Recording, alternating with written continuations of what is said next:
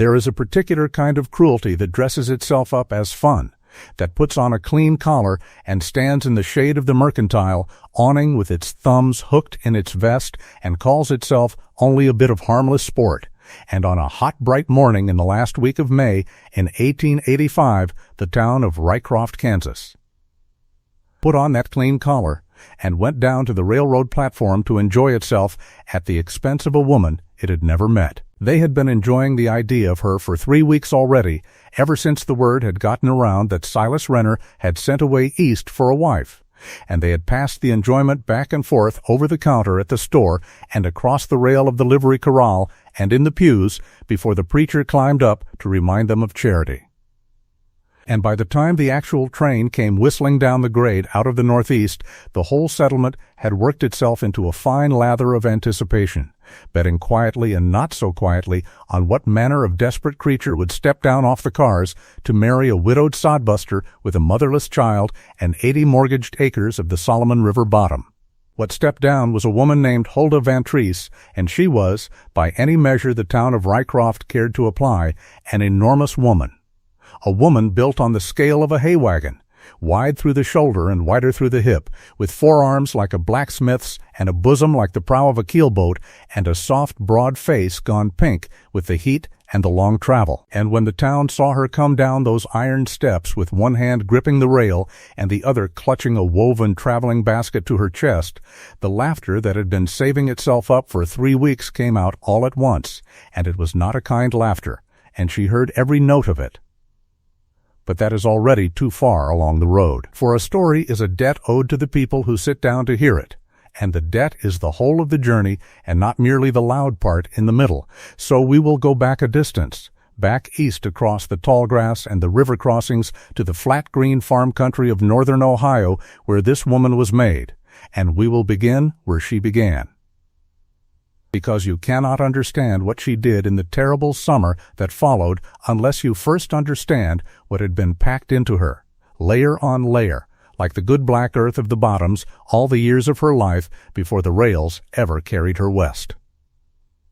Huldah Van Treese was 36 years old that spring, and she had been a large woman since before she could remember being anything else. A big-boned, laughing baby who grew into a big-boned, solemn girl, and then into a big, broad woman who had long since stopped waiting for the world to tell her she was allowed to take up the room she took up. She was born on a market garden farm outside the town of Norwalk, in the county of Huron, the second of the 6 children of a Pennsylvania Dutch truck farmer and cheesemaker named Cornelius Van Treese and his wife Anneke, and the farm she was raised on was not a wheat farm nor a cattle farm, but a farm that lived and died by the eating of things, by the raising and the keeping and the putting by of food, and that distinction, small as it seems, is the hinge on which this entire story turns. Her father Cornelius grew vegetables for the market wagons that ran into Norwalk and Sandusky and down to the lake boats, cabbages and turnips and squashes and long rows of onions and beans. And her mother Anneke made cheese in the spring house from the milk of 8 cows and put up the surplus of the gardens against the winter in a cellar so deep and so cool and so crammed with the wealth of the growing season that Huldah, as a small child, had believed the cellar to be the true heart of the house and the rooms upstairs to be only a kind of porch built over it. In that cellar, before she was 10 years old, she had learned the whole grammar of keeping food alive through a northern winter, the sand bins for the carrots and the beets and the parsnips, the slatted shelves for the squashes and the pumpkins where the air could walk all around them. The crocks of kraut waited under their stones. The strings of dried apples and dried sweet corn hung from the joists like garlands, the smoked meat and the salt pork, and the great wheels of her mother's cheese wrapped in waxed cloth, and above all she had learned the reason for it, the iron reason that a farm family in a hard country learns in its bones, which is that the difference between a fed winter and a starved one is decided not in January when the snow is on the ground, but in June and July and August when the sun is high and the lazy man is resting and the wise woman is working. She learned to work. There was never a time she did not work.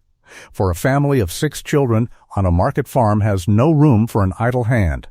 But there was more to it than the ordinary labor of an ordinary farm child, because Huldah had a gift. And the gift was this: she could look at a growing thing, a field or a garden or a herd or a single struggling plant, and she could see the whole of its future laid out before her like a road seen from a hilltop. She could tell you in June whether the squash would keep till March. She could walk a bean row and know which hills were going to bear and which were only going to make show. She could smell a change of weather 2 days out and taste the frost coming before the first star pricked through. And her father, who was not a sentimental man and who had 5 other children to divide his attention among, came to lean on that gift of hers the way a man leans on a good strong post, until by the time she was 18, it was Huldah and not Cornelius who decided what went into the ground each spring, and how much of it and where. Huldah who decided when the cellar was full enough and when it was not yet full enough. Huldah who stood in the kitchen doorway on a September evening and looked at the shelves and the bins and the strings of drying things and did the long, slow arithmetic of survival in her head and pronounced the family either safe or not yet safe. And she was, in those years, happy in the plain, undramatic way of a person who is useful and knows it and is loved by the people she is useful to. And if she noticed that the young men of Norwalk walked out with the slim, quick girls and not with the big, broad girl who could outlift any 2 of them, she did not let it trouble the surface of her days. For she had a farm to keep alive, and a family that needed her, and a cellar to fill, and those things were real to her in a way that the wanting of a man had never quite managed to be. But farms, like people, are mortal, and the going of one thing makes room for the coming of another. Cornelius Van Treese died in the hard winter of 1883 of a lung fever that settled in him after he stayed out too long in a sleet storm getting the last of the stock under cover, and within the year anarchy followed him, worn down and unwilling, the neighbor said, to keep the farm going without the man she had kept it going with, and the Norwalk farm that Huldah had steered through a decade of seasons was sold to pay the mortgage, and the doctor and divided so many ways among so many heirs that when the lawyers had finished there was little enough left for any one of the 6 Van Treese children, and Huldah, who was the unmarried one, the big one, the one who had given her 20s and half her 30s to a farm that was now another man's ground, found herself at 35 years of age standing in the emptied kitchen of the only home she had ever known, with a carpet basket packed and no place in particular to carry it to. Her married sisters offered her corners of their houses, and they meant it kindly, most of them. But Huldah had run a farm, and she knew the difference between being wanted and being made room for, and she would not spend the rest of her life as the large unmarried aunt who slept in the back room and was useful in the kitchen and was spoken of when guests came, in the lowered apologetic voice that families reserve for their burdens. So she went to work.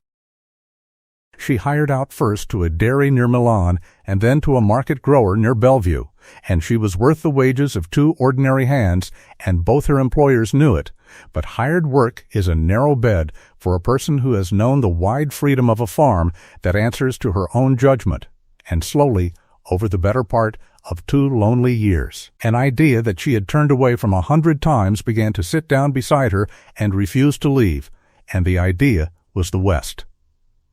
Everyone that season was talking of the West, of the free land under the Homestead Act and the cheap land the railroads were selling, of Kansas and Nebraska and the Dakotas, where a person with strong hands and no money could still, they said, make something out of nothing but grass and grit. And Huldah listened to that talk with the particular hunger of a woman who has run a place of her own and lost it, and wants more than she wants comfort or ease or even company to run a place of her own again. She had a little money saved, not much, but a little, and she had 2 strong arms and a back that had never yet failed her, and a head full of the whole grammar of keeping a family alive through a killing season. And what she did not have, and what the free land required, was a man,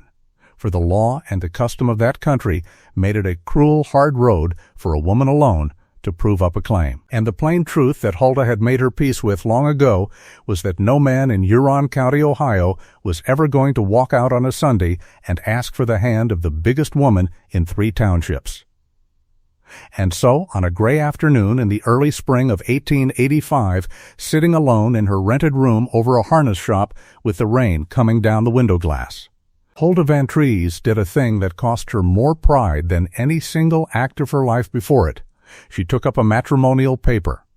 one of those thin printed sheets that carried the advertisements of lonesome Western men seeking wives, and she read it through twice. And then she took a pencil and a sheet of writing paper, and she answered one. The advertisement she answered had been placed by a man named Silas Renner of Rycroft, Kansas, and it was a plain, honest advertisement without any of the boasting and the flowery lying that filled most of that column, and it was the plainness of it that had made her stop her pencil at that one and not another.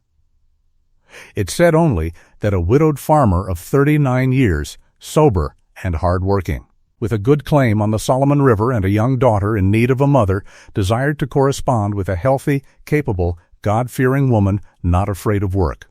with a view toward marriage, and that beauty and fortune were of no account to him, but that a willing heart and a strong pair of hands were everything. A willing heart and a strong pair of hands. Hulda read those words in the gray light of her rented room, and something in her chest that had been clenched for 2 years unclenched a little.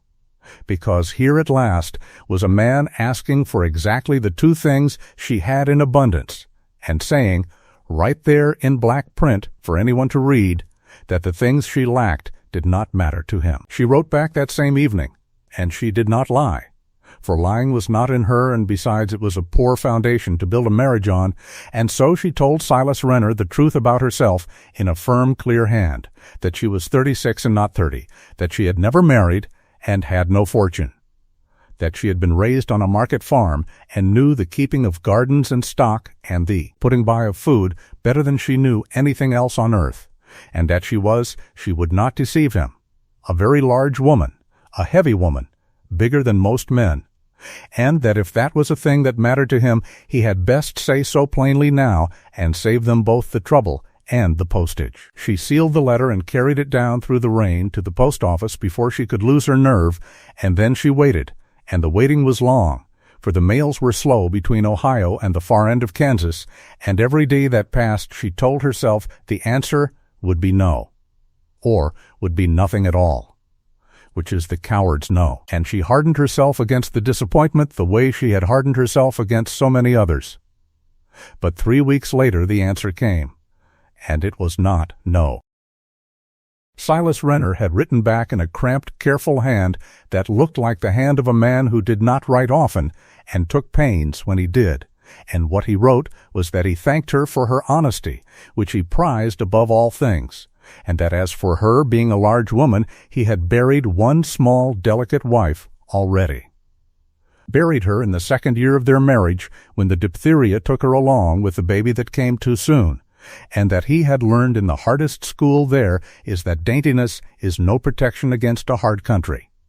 and that a strong, healthy woman not afraid of work was, to his mind, not a thing to apologize for, but a thing to thank the Lord for, and that if she was still willing he would send the money for her passage west, and they would be married when she came. And so it was settled, in the plain unromantic way that so many Western marriages were settled in those years, by 2 lonely, honest people writing careful letters across 1,000 miles of prairie, and neither of them knew, as they made their arrangements, that the town of Rycroft had already gotten wind of the whole business and had begun, in its idleness and its meanness, to make a sport of it. For Silas Renner was not a man who could keep a thing to himself, being open and trusting by nature, and he had mentioned to his younger brother Dell that he was sending for a wife, and Dell Renner was a very different article of man than his elder brother. Where Silas was broad and slow and kind, Dell was lean and quick and sharp. A man who had never in his life put in an honest crop, but who was forever standing at the edge of other men's fields with a straw in his teeth, explaining how they had done it wrong. A man who owed money at the store and at the saloon, and who had once, 2 years back, tried to talk Silas into selling the river claim and going in with him on a scheme to buy and sell railroad land that had come, like all Dell's schemes, to exactly nothing but debt. Dell had wanted his brother to stay a widower, for a widower with a good claim and no wife was, in Dell's private arithmetic, a man whose land might one day fall to his only brother, and the news that Silas meant to marry again and start filling that river bottom with new mouths and new heirs sat very ill with Dell Renner indeed. And so Dell had done a small, mean thing, the kind of thing that seems like nothing when it is done and turns out to be the seed of everything. He had gotten hold of Huldah's letter, the honest letter in which she described herself, and he had carried it down to the store at Rycroft and read it aloud to the loafers on the porch, doing a cruel high voice for the parts about her size. And by nightfall the whole town knew that Silas Renner had sent away for a wife who had confessed in her own hand to being bigger than most men, and the betting had begun. They bet on her weight. They bet on whether Silas would go through with it once he saw her. They bet on how long she would last before the country broke her and sent her back east, and the man who ran the book on all this betting, chalking the wagers up on a slate behind the counter, was the storekeeper, a smooth, heavy-jowled man named Ambrose Teague, who held most of the paper in that valley and who liked nothing better than a fresh amusement to keep the loafers coming to his porch end. Spending at his counter, and Teague had decided, in his idle way, that the arrival of the fat Ohio bride was going to be the finest free entertainment Rycroft had seen in a year of Sundays. Of all this, of the slate and the betting and the reading aloud of her private letter, Huldah knew nothing. As she packed her carpet basket in Ohio and said her goodbyes and boarded the westbound cars with her little hoard of savings sewn into her petticoat and her heart, against all her long-practiced caution, beginning despite itself to hope. She rode west for the better part of 4 days through the flat corn country of Indiana and Illinois, across the wide brown Mississippi and the wider Missouri, out onto the great rolling ocean of grass that she had heard about all her life and that took her breath away when she first saw it. Mile upon mile of it running clear to the round edge of the world with never a fence nor a tree, nor a house to break it. And she pressed her broad face to the sooty window glass and watched her new country roll toward her, and she thought, "This is a big country. This is a country built on my own scale at last." And for the first time, in longer than she could remember, she felt something loosen in her that she had not known was tight. Then the conductor called out Rycroft, and the train slowed, and she gathered her basket and smoothed her traveling dress and pinned her courage on like a brooch, and she came down the iron steps into the bright hot morning and into the waiting laughter of a town that had come out to enjoy her. The laughter hit her like a slap, and she stood a moment on the bottom step with her hand still gripping the rail, taking the measure of it, understanding all at once and completely what she had walked into. There must have been 30 or 40 of them gathered along the platform and back under the awning of the depot, men mostly, but women too, and children weaving between the legs of their elders, and every face was turned toward her, and nearly every face was split with the same ugly grin, and from somewhere in the middle of the crowd a man's voice called out something about a prize hog come in on the morning freight, and the laughter swelled again, and a boy of 9 or 10, thinking himself very clever, began to make a grunting noise like a pig rooting until his mother, who was laughing herself, cuffed him half-heartedly across the ear. Huldah stood and let it break over her. She had been laughed at before, though never by so many at once, and she had learned long ago that the worst thing a person can do in the face of that particular flood is to show it hurts, and so she did not flinch, and she did not weep, and she did not turn and climb back up the steps as every nerve in her body was screaming at her to do. She lifted her chin, and she looked out over the crowd with a steady gray eye, searching the faces, looking for the one face that mattered, the face of the man who had written her the careful, honest letter, the man who had said that daintiness was no protection and that a strong pair of hands was a thing to thank the Lord for. And she found him.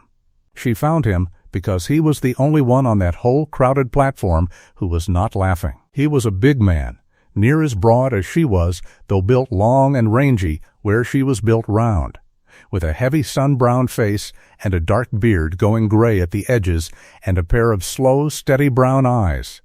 And he was standing a little apart from the crowd near the corner of the depot with his hat in his two hands, turning the brim around and around, and on his face was an expression that Hulda would remember for the rest of her days, because it was not disgust, and it was not disappointment, and it was not the cruel merriment of all the rest, but a kind of dawning, quiet anger. An anger that was not aimed at her at all, but at every soul on that platform, who was aiming their meanness at her. Beside him, half hidden in the folds of his coat, stood a small, thin girl of perhaps 7 years with her father's dark hair and a face pinched with shyness and fright, holding a fistful of her father's trouser leg and staring up at the enormous laughed-at stranger with enormous, frightened eyes. For a long moment across the length of that platform, the big man and the big woman looked at one another over the heads of the laughing town. And then Silas Renner put his hat back on his head, and he stepped down off the boards, and he walked out through the middle of the crowd toward her. And the crowd, seeing him come, quieted a little in the way a schoolroom quiets when it sees the master has come back into the room. He walked straight up to her where she stood at the foot of the iron steps, and he stopped in front of her, and he took off his hat again, and up close she could see that his hands were shaking, just slightly, and that there was a fear in his slow brown eyes that was every bit as large as her own. The fear of a shy plain man who has never in his life been good with words performing the hardest single act of courage he will ever be called on to perform in front of the whole watching town. And Silas Renner said, in a voice pitched low, but pitched to Carrie, a voice that the nearest of the loafers heard plainly and repeated afterward until the whole valley had it, he said, "Miss Vantrease, I am Silas Renner, and I am ashamed of my neighbors this morning, and I am glad you have come. And if the offer in my letter still suits you, it suits me twice over now that I have seen you are a woman who can stand and take the worst this town has and not bend, for that is worth more out here than any amount of the other thing." And he held out his shaking hand for her traveling basket. Hulda Vantrease had crossed 1,100 miles telling herself not to hope, and she had come down those steps into a wall of cruelty that would have sent a weaker woman fleeing back onto the train, and now this big, shy, trembling stranger stood in front of the whole jeering town and claimed her out loud and called her arrival a gladness. And something happened behind her broad pink face that she fought hard and did not quite win. And one single tear got loose and ran down, and she let it. She did not wipe it. She would not give the town the satisfaction of seeing her wipe it. And she put her traveling basket into his outstretched hand, and she said, loud enough herself to carry, "Mr. Renner, the offer suits me, and I will thank you to take me somewhere I can get out of the sun." A few in the crowd laughed still, but the heart had gone out of the laughing, for even the meanest of them could feel that something had happened on that platform that they had not been clever enough to arrange, that the fat woman they had come to jeer at had somehow, without raising her voice, or begging or weeping, come off the better in the exchange, and that the shy widower they had all privately pitied had stood up in front of them like a man and shamed the lot of them. Not all of them felt it, though, off at the edge of the platform, leaning against a stack of feed sacks with a straw in his teeth and a black look on his lean, handsome face, Del Renner watched his brother carry the fat woman's basket toward the wagon and did his sums. And the sums came out very poorly for Del. For a fat wife eats, but a fat wife also works and breeds and puts down roots, and every root she put down was a root pulling that river claim further out of Del's reach. And the black look on Del's face was the look of a man deciding, quietly and finally, that the woman off the morning train was an enemy,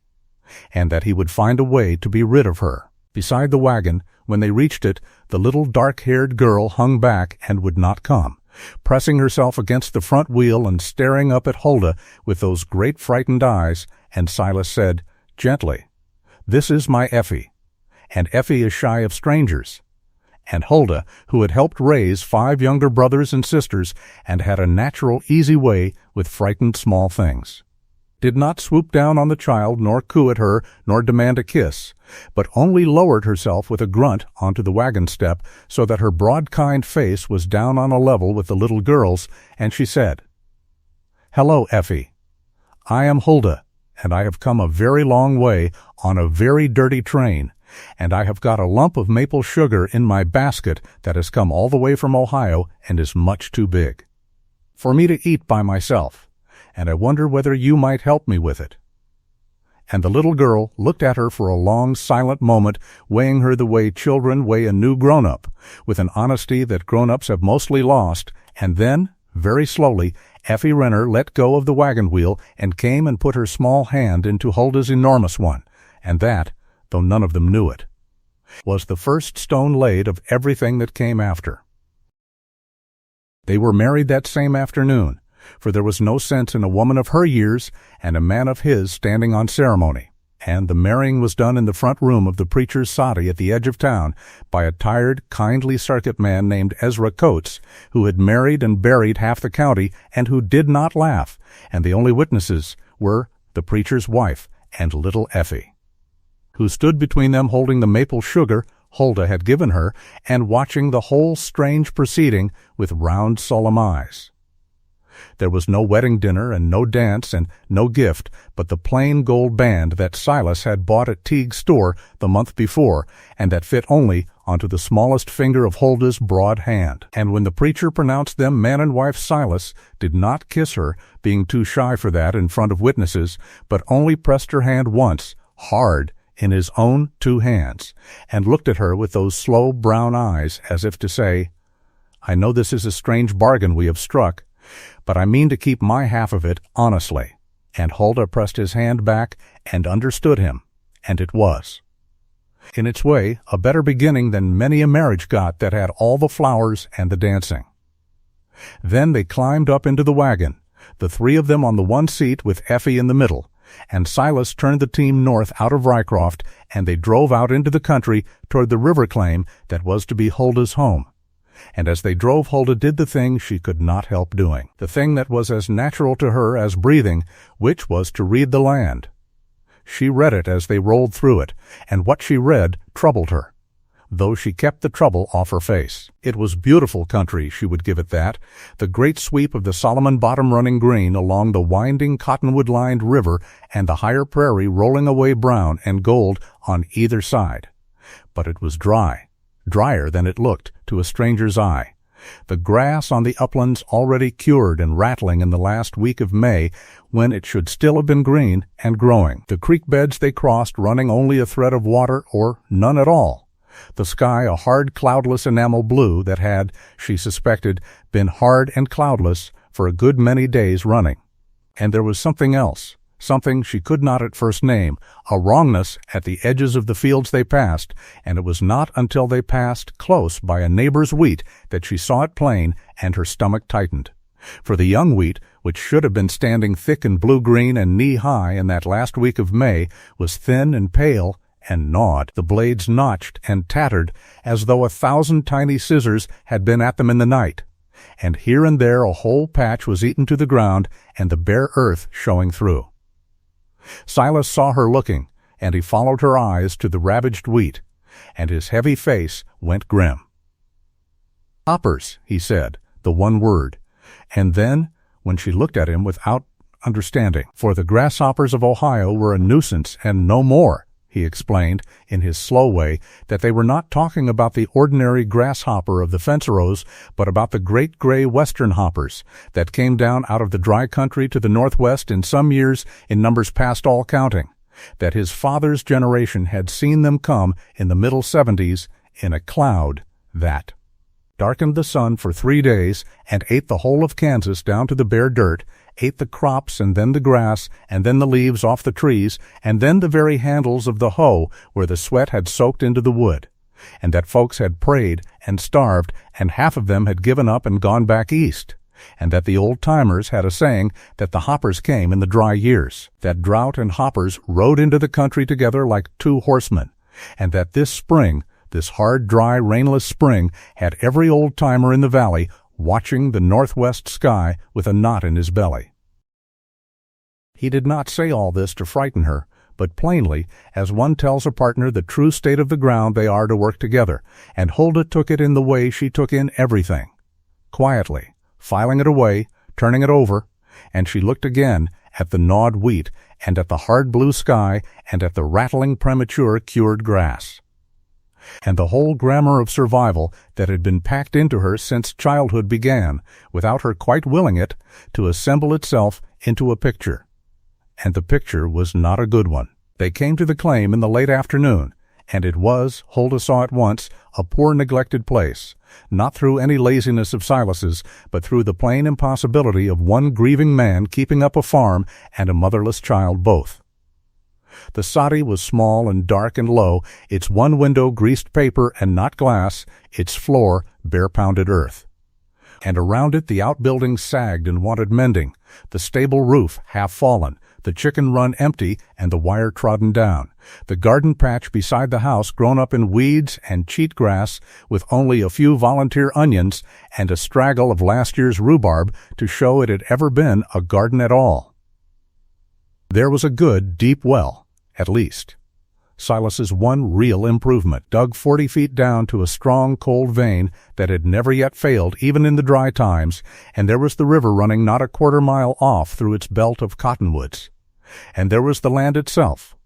the black-bottom soil that Hulda took up a handful of and crumbled between her fingers and smelled, and it was good soil, rich soil, soil that would grow anything a person asked of it if only the rain came and the hoppers stayed away. But the rain was not coming, and the hoppers, she suspected, were. Hulda stood in the weed-choked dooryard in the long gold light of that first evening, with her carpet basket at her feet and her new stepdaughter's hand in hers, and her new husband unhitching the team behind her. And she looked at the poor sagging place that was now her home and her responsibility. And where another woman might have wept at the meanness of it, Hulda felt instead the old familiar thing rising in her, the thing that was closer to joy than to despair, the deep satisfaction of a capable person set down in front of a great deal of work that badly needs doing and that she knows, in her bones, exactly how to do. She began the very next morning at first light, and she did not stop for the better part of the following 3 months, and the transformation she worked on that poor claim in the first weeks of her marriage was a thing the neighbors came, in time, to talk about the way people talk about a flood or a fire, as an event, a force, something that had passed through and left the place changed behind it. She cleaned first, because a dirty house was a thing she could not abide, and because a clean house is the foundation a person builds a life on. And she scrubbed the soddy out from its earth floor to its ridgepole and hung her mother's few saved bits of crockery on the wall and put a proper glass window into the east wall where Silas had had only greased paper, buying the glass with her own petticoat sewn savings and setting it herself, and the morning light came into that dark little house for the first time and fell across Effie's thin face at the breakfast table, and the child looked up at it in wonder. Then she turned to the ground. And it was here, in the choices she made about the ground, that the town of Rycroft found its second great occasion for laughter, for Hulda von Treese did not farm the way the men of the Solomon Valley farmed, and she would not be argued out of her ways, and the ways looked, to men who had never kept a market garden nor filled a deep cellar against a northern winter, like the plain foolishness of a fat Ohio woman who did not know good Kansas wheat ground. When she stood on it,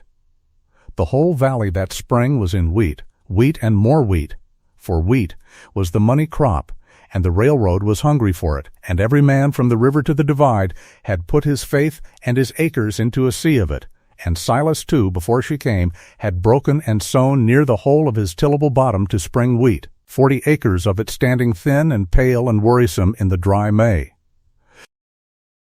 Hulda walked that wheat, and she read it the way she read everything. And what she read frightened her, for it was a poor thin stand already stressed by the drought, and worse, it was exactly the tender green thing that the great hoppers loved above all others. And she came back to the soddy that evening and sat Silas down and told him plainly what she thought. which was that they must not put all they had into that wheat, that they must hold back a good part of their labor and their hope and put it into other things, into things a hopper would not eat, or could not reach, or would come too late to spoil. And what things were those? Silas asked, not scornfully, for he had already learned to trust the working of her mind, but honestly wanting to know, and Huldah told him. Sorghum, she said, cane sorghum, which stands tough and stalky, and which she had heard the hoppers passed over in favor of the sweeter grasses and grains, and which would give them molasses to sweeten and to sell and fodder for the stock besides. Turnips and rutabagas, she said, sown thick in a patch of their own, for turnips could be put in late, after a hopper flight had passed and moved on, and would make a heavy keeping root before the frost. Winter squash and pumpkins and field beans, planted in among the corn, where their broad, rough leaves and tough vines would take less harm. And roots, above all roots, the whole tribe of keeping roots, carrots and beets and parsnips and potatoes, sown in a great garden 4 times the size of any garden in the valley, because a root, she told her husband, a root is safe underground where no hopper on earth can reach it, and a cellar full of roots is a family that eats though the sky itself turns black. Silas listened to all of it, and being a wise man who knew the size of his own ignorance, he gave her the ground and the seed and his own broad back to help her, and the two of them, the big man and the bigger woman, went out into the good black-bottom soil in the last cool of the spring, and they planted, not 1 crop, but 12, spread and staggered and hedged about like a careful gambler's bets. And the neighbors driving past on the river road slowed their wagons to watch and went on into town, shaking their heads and laughing, for here was Renner's fat new wife, who had been on the Solomon not 3 weeks, tearing up good wheat prospects to plant hog feed and Injun corn and 4 acres of turnips like a woman getting ready to feed an army. And at Teague's store the slate came out again, and fresh bets were chalked upon it. Bets on whether the Ohio woman's freak garden would make anything at all, and Ambrose Teague leaned his heavy jowls on his counter and smiled his smooth smile, and allowed that the entertainment which had come in on the morning freight 3 weeks back was proving even richer than he had hoped. But Huldah was not finished, and the thing she did next gave them the best laugh of all. She wanted turkeys.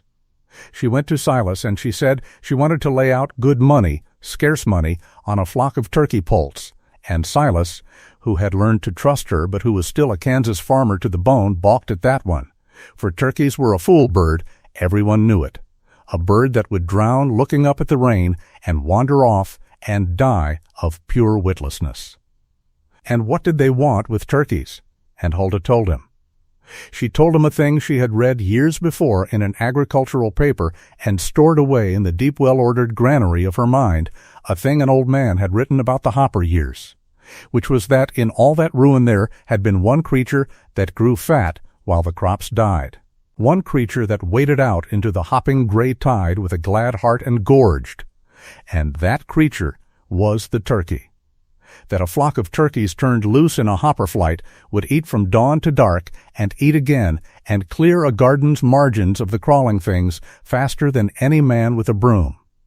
And that the turkey, the despised witless fool bird, was in a hopper year worth its weight in wheat. So they bought turkeys, 24 scrawny poults hauled home in a slat crate, and the whole valley heard of it and howled. And a wag at the store christened the Renner claim the Turkey Farm, and the name stuck, and men said it grinning. And Del Renner, who came out to the claim now and again to look sourly on his brother's new prosperity and to drop his poison where he could, stood in the dooryard one June evening and watched the fat woman scattering feed to her ridiculous birds, and he said, loud enough for her to hear, that his brother had gone and married a circus, a fat lady and a flock of gobblers, and that all Rycroft was laughing at the pair of them. And he said it to wound. But Huldah only straightened up from her feeding and looked at him with her steady gray eyes and said, mildly, that a person could hear worse things than laughter, that laughter cost nothing and fed nobody and blew away on the first wind, and that she would rather be laughed at with a full cellar than pitied with an empty one, and she turned her broad back on him and went on feeding her turkeys. And Del Renner stood there, with his poison curdling in him, and understood that he had met in this vast, calm, unhurriable woman something he did not know how to fight. The cellar was the greatest labor of all, and it was the thing the neighbors understood least, and it was, in the end, the thing that saved them. The soddy had a shallow root hole under a trap in the floor, no bigger than a grave and no deeper, enough to keep a crock of butter and a few winter potatoes, and Huldah looked at it once and pronounced it worse than useless, a thing that would freeze in January and rot in July, and she declared that they would dig a proper cellar, a deep one, a great, cool, dry, vaulted cellar dug into the side of the low rise behind the house where the drainage was good. A cellar such as her mother had kept in Ohio, big enough to hold the whole harvest of that oversized garden, and the sorghum molasses, and the smoked meat, and the barreled kraut, and the sand-bedded roots, and the wheels of cheese she meant to make, big enough, she said, to feed the three of them, and more through the longest, hardest winter the country could throw, and Silas, when he understood the size of the thing she meant to dig, near about balked again, for it was weeks of the hardest kind of pick-and-shovel work in the heat of a Kansas summer, work enough for a crew of men, and here he was, one farmer, with a farm all ready to run. But Huldah would dig it herself, if she had to, and she meant it, and she took up a spade in her own broad hands and went at that hillside in the June heat with a will. And the sight of his enormous wife, stripped to her waist apron and streaming sweat and throwing dirt like a steam shovel, shamed and moved Silas Renner in about equal measure, and he took up the other spade, and the two of them dug. They dug through June and into July, mornings and evenings when the field work spared them, and the neighbors driving past saw the great mound of yellow subsoil growing beside the house, and heard that the Renners were digging a hole you could bury a barn in, and the laughter went round again. For what did a homestead want with a cellar the size of a church crypt? And Ambrose Teague chalked up a fresh bet on whether the fat woman's hole would cave in and swallow the both of them. It did not cave in. Huldah knew the way of digging into a bank, having watched her father and helped him a dozen times, and she cut the walls back at the proper angle and cased the mouth and the roof with cottonwood poles and a full 2 feet of packed sod above that, and when it was done, in the middle of July, there was under that Kansas rise-a-room 15 feet by 20 and near tall enough for Silas to stand upright in, cool as a spring morning in the worst heat of the day, dry and dark and sweet-smelling of earth, with slatted shelves down both long walls and sand bins along the back and stout hooks in the ridge poles, an empty cathedral of a cellar waiting to be filled. And Huldah stood in the cool dark of it when it was finished and looked at the empty shelves and felt the deep contentment of a woman who has built the ark before the rain. And through all those weeks of labor, a thing was happening in that little household that none of the three of them spoke of, but all three of them felt, which was that the strange, cold bargain struck between two lonely strangers on a railroad platform was, quietly and without anybody deciding it, turning into something warmer. It happened through the child, mostly for little Effie Renner, who had been a silent, frightened wisp of a thing gnawed thin by grief for her dead mother and by the long motherless years, unfolded under Huldah's broad, warm care like a plant brought in out of the cold. Huldah did not try to replace the mother the child could barely remember, and she did not smother her. But she did the plain, steady things a mother does. She fed the child good food and plenty of it, and watched the sharp bones soften and the pinched face fill out. She sewed her a proper dress and brushed and plaited her dark hair every morning. She taught her the names of the garden things and let her drop the bean seeds into the furrow and gather the turkey eggs and stir the great kettle of preserves. And she told her stories in the evening in her low, easy voice, stories of Ohio and of the 6 Vantrees children and of the deep cellar that was the heart of the house, until the child who had flinched from strangers on the platform would climb, without thinking, into the vast, comfortable lap and lean her head against the vast, comfortable bosom and fall asleep there listening to the big, slow heart beat under her ear. And Silas, watching his daughter bloom, feeling his poor, sad house fill up with light and food and the smell of baking and the sound, forgotten these 3 years, of a child laughing, found the last of his shyness melting off him, and though he was never a man of many words, he found small ways to say what he could not speak. A wild flower left on the windowsill by the new glass, a task done before she could get to it, a hand laid for a moment on her broad shoulder as he passed.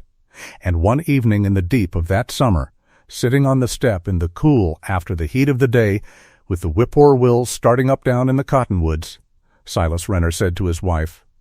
quietly, that he had written that advertisement asking only for a strong pair of hands and a willing heart, and that he had gotten those, sure enough, but that he had gotten a great deal more, besides that he had not known how to ask for, because he had not known it was a thing a man could hope to get, and Huldah, sitting beside him with the sleeping child in her lap, did not answer in words, but she reached over and took his rough hand in her broad one and held it. And they sat like that in the falling dark. And it was, she thought, the nearest thing to happiness she had felt since the old days on the Norwalk farm. And a small, fearful voice in the back of her mind that had been schooled by a hard life warned her, as such voices do, that happiness in a dry year is a thing to be guarded close, for the country was not done with them yet. Nor was Dell. For Dell Renner had watched his brother's household fill up with new life and new hope and new heirs, and every sign of it was a knife in him, and somewhere in the black arithmetic of that summer he passed over from mere sourness into something meaner and more deliberate. He could not turn Silas against the woman, that much he had seen, for the two of them had grown into one another past his prying apart. So he set to work on the land itself quietly in the small mean ways available to a small mean man.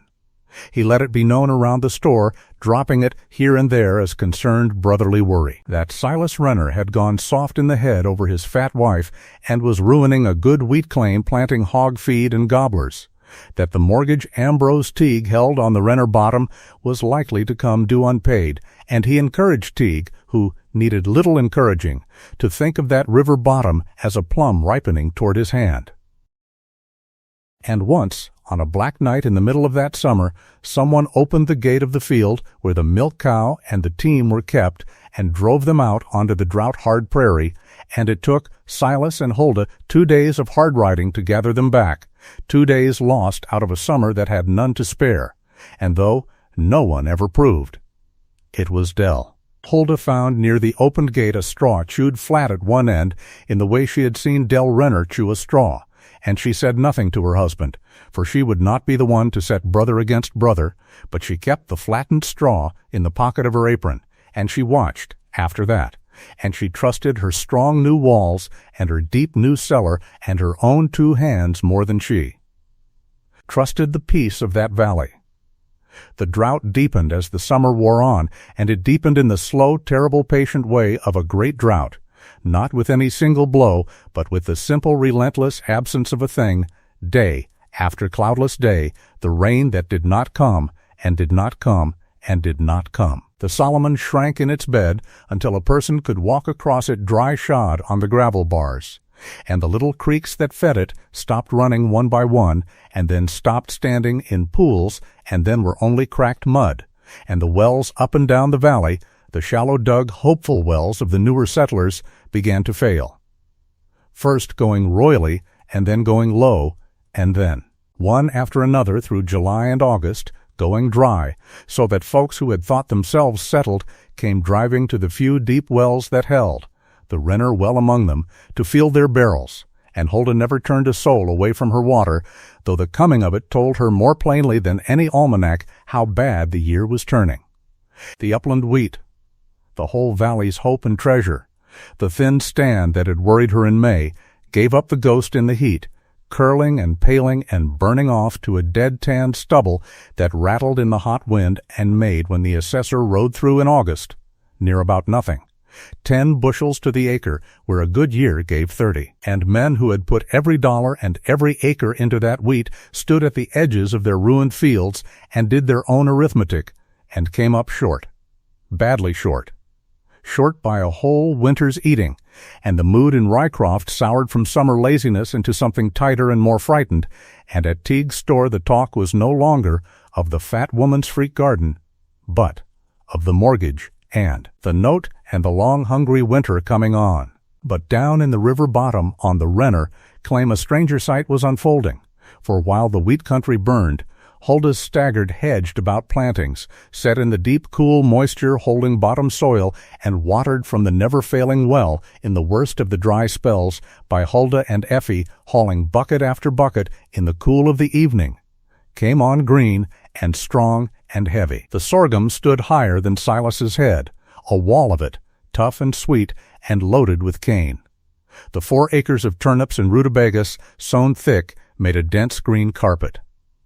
The squash vines ran and set their heavy fruit, the field beans hung thick in the pod, and the great garden, the 4 times oversized garden that the whole valley had laughed at, was a green miracle in a brown land. The carrot tops feathering, the beet crowns swelling, the potato hills mounded and hilled, the whole of it a dense growing wealth of food, and best of all, the safest of all, half that wealth was underground, tucked down in the black, cool soil where the sun could not burn it and the drought could barely touch it and no crawling thing could reach it. And Huldah harvested it, and here again she did the thing that set her apart, for she did not wait, she did not leave her crop standing in the field to ripen fully as a lazier or a more trusting farmer would, but she read the year the way she read all things, and the year said to her, plainly, in the dry, cloudless sky and the failing creeks and the memory of the gnawed May wheat and old Silas's talk of the 2 horsemen that rode into the country together, the year said to her, do not trust the field. Get it in. Get it underground. Get it into the cellar and the crock and the smokehouse where nothing can take it from you. And she obeyed the year. She began harvesting in the cool of that summer weeks before her neighbors would have thought a thing ready, taking the sweet corn at the roasting stage and drying it in great fragrant sheets on cloths spread over the cellar roof, digging the earliest potatoes and bedding them in sand, pulling and topping in sand, bedding the beets and the carrots as fast as they made size, cutting and boiling down the sorghum cane in a great borrowed kettle over a fire she tended half the night until the whole bottom smelled of the sweet, dark reek of cooking molasses and the crocks filled up with gallon after gallon of it. And she made cheese, wheel after wheel of hard-keeping cheese from the milk of the cow that gave more than 3 people could drink, and she smoked and salted. And she dried apples begged and traded from an orchard down the river, and she filled that great cathedral cellar shelf by shelf and bin by bin and hook by hook, week by week through the deepening drought, until by the last week of August the empty ark she had built in July was an ark no longer, but a hold packed to the ridgepole with the food of a whole winter and more. And Huldah would stand in the cool dark of it in the evening with a lamp in her hand and look down the loaded shelves and the brimming bins and feel, in the pit of her, not pride exactly, but the deep animal easement of a creature that has stored against the dark and knows it is safe. Effie loved the cellar, too, and would go down with her and walk the shelves counting the crocks aloud. And once the child asked her, in the way of children, why they had put by so very much, more food than 3 people could eat in a year. And Huldah was quiet a moment, and then she told the child the truth, gently, that she did not rightly know what was coming, but that her bones told her something was, and that when you did not know what was coming, the wise thing was to have more than you needed, because you could always share out a surplus, but you could never eat a lack. And the something came. It came on the first day of September, a still, hot, brassy day with the sky that hard, hopeless enamel blue it had been all summer, and it came first as a thing seen rather than understood, a strange dullness far off in the northwest, a smudge along the horizon like the smoke of a great far-off fire, except that it was the wrong color for smoke, a shimmering pewter color, and it did not behave like smoke, for it did not rise and thin, but rather thickened and climbed and spread along the whole northwest quarter of the sky, and it came on, slowly and then not slowly, and as it came the light changed, the hard blue light of the day going strange and coppery and dim, and a sound came with it. Faint at first and then not faint, a sound like a far-off wind or a far-off river or the far-off roar of a fire. a dry, seething, whispering, rattling roar made up of a million tiny sounds, and the old men in Rycroft, who had heard that sound once before in their lives, in the terrible middle 70s, went white to the lips and began to shout the one word up and down the street, the word that emptied the store and the saloon and sent every soul in the valley running out to stare at the oncoming pewter sky, and the word was hoppers. Down on the river claim Huldah saw the pewter sky and heard the far-seething roar, and she did not waste one breath in staring, for her bones had been telling her this was coming for 3 months, and her hands had been getting ready for it without her ever fully admitting to herself what they got ready for. And now that it was here, a great cold calm came down over her, the calm of a captain when the storm she has provision for finally breaks over the bow. She called Effie in from the yard, and she called Silas up from the bottom where he had been staring slack-jawed at the sky, and she gave her orders in a voice that brooked no argument, and the two of them, the man and the child, obeyed her without question, because in that moment of terror hers was plainly the only mind in the valley that knew what to do. "First the stock and the well," she said, "for a hopper flight would foul open water and strip a garden bare in an hour." And they drove the cow and the team into the stable and shut them close, and Huldah flung the well cover over the well mouth and weighted it down, and then she turned to the thing that could still be saved and the thing that could not. The 40 acres of dead wheat stubble did not matter, it was already lost to the drought, and the tall, tough sorghum she judged would mostly weather them, and the deep roots underground were safe past all touching, safe in the cellar and safe in the very earth, and all of that she let go without a second thought. What she fought for was the standing garden that was not yet dug, the late turnips and the beets and the carrots still swelling in the ground with their tender tops exposed, and above all the seed, the precious sacks of next year's seed that she had been saving back. For a family could eat through one hopper winter on a full cellar, but a family with no seed for the spring was a family finished, and she flew at the saving of it. She had, against exactly this hour, laid up a great store of old sacking and worn sheeting and cast-off canvas, hoarded and traded for all summer while folks laughed at the fat woman's rag pile, and now she hauled it out. And she and Silas dunked the sheets in the horse trough and the well bucket and flung the heavy wet cloth over the most tender of the garden beds and the whole of the turnip patch, pegging it down at the edges with stones and clods, for she had reasoned in the deep granary of her mind that a hopper lights and eats what it lights on, and that a wet heavy cloth was a thing it could not eat through and did not care to sit upon, and under those wet sheets she buried alive the heart of her garden while the sky came down. And then the sky came down. It came down all at once in the last of the strange coppery light, the leading edge of the flight sweeping over the river bottom like a snowfall out of hell, the air suddenly full of them, thick and blinding and battering, great gray hoppers 2 inches long striking the face and the arms and tangling in the hair and drumming against the walls of the soddy like flung gravel, coming down not by the 100 nor the 1,000, but past all reckoning, past all imagining, until the ground itself disappeared under a heaving, crawling gray carpet of them 3 and 4 deep, and the trees bent under their weight, and the very air was a roaring blizzard of wings. And little Effie screamed and clung to Huldah's skirts, and Huldah swept the child up into her great arms and held her, face against her bosom so she could not see it, and stood there like a rock in the flood, taking the battering of the horde on her own broad back, and even Silas, a grown man who had faced blizzard and drought and the burying of his first wife, stood white and shaking at the pure biblical horror of it. But Huldah did not shake, and now the thing she had bought and been laughed at for came into its hour. For at the first fall of the hoppers she had thrown open the turkey pen, and the 24 turkeys, grown now from scrawny poults into a strapping greedy flock, did not flee the horror as every other creature fled it, but ran gladly out into the very thick of it with their wings spread and their heads darting. And they gorged.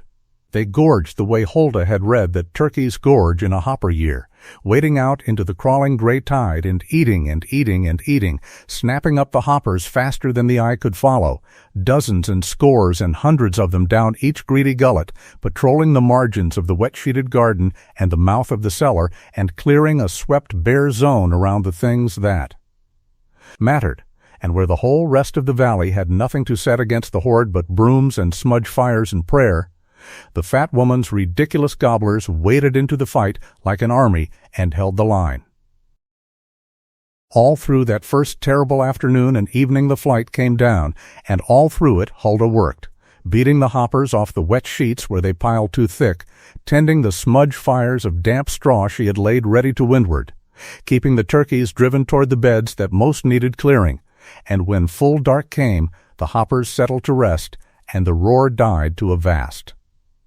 dry rustling sea that went on all night long, the sound of a million jaws, the sound of a whole country being eaten, and none in that valley slept, and in the soddy Huldah sat up through the dark, with the child asleep at last in her lap, and her husband's head bowed in his hands beside her, and she did not weep, and she did not pray aloud. But she listened to the country being devoured, and she thought of her loaded cellar under the rise, and she was not afraid. Morning came gray and wrong. The sun rose into a sky still hazed with the flight, and the light lay strange and sick over the valley, and Silas and Huldah came out of the soddy into a world transformed past knowing. The green was gone, all the green of late summer, the wheat stubble and the roadside weeds and the garden tops and the very leaves of the great cottonwoods down along the river, all of it was gone, eaten, stripped, and the valley lay brown and gray and skeletal under the sick sky like a country burned over by a cold fire, the trees standing bare as January, the fields scraped to the bare cracked dirt, the fence posts gnawed pale where the sweat of men's hands had salted them, and over everything the hoppers still crawled and hopped and chewed, thinner now but everywhere, and the sound of them went on, that dry, endless, seething, chewing sound that folks who lived through it said they heard in their dreams for years after. Up and down the Solomon Valley that morning strong men walked out into their ruined fields and wept, and women stood in their dooryards with their aprons to their faces, for the drought had taken their wheat, and now the hoppers had taken everything else. Every green growing thing, every hope of a crop, every mouthful of the winter's eating that had still been standing in the ground, and there was not a family from the river to the divide that could look at what was left and see anything but starvation and ruin and the long road back east in defeat. Not one family, except down in the river bottom, behind a swept bare margin patrolled by a flock of fat, contented turkeys, under the wet, sagging sheets that Huldah peeled back that morning to find the turnip tops and the tender beds bruised and battered, but alive, over the sealed mouth of a cellar packed to its cottonwood ridgepole, with the whole staggered hedged about harvest of a summer's mocked labor. The household of Silas Renner stood in the wreck of the valley and counted its losses, and found that it had, against all the laughter of Rycroft, against the drought and against the horde, very nearly everything it needed to live. The hoppers stayed 3 days on the Solomon, and on the 4th day, in the middle of the morning, some signal known only to themselves passed through the horde, and they rose. They rose all at once off the stripped land in a roar that shook the windows, a second darkening of the sun, and streamed away to the southeast to go and ruin some other country, and they left behind them 2 things, a land eaten to the bone, and salted invisibly into the soft dirt of every field. Their eggs, the eggs that would hatch out in their untold millions the following spring, so that the ruin they had worked would not be the ruin of 1 year only, but of 2. A thing the old-timers knew and spoke of in low voices, that the hopper years came in pairs, that after the flight came the hatch, and that a valley must somehow feed itself not through 1 lost season, but through 2. When that word went round, whatever hope had still been standing in Rycroft lay down and died.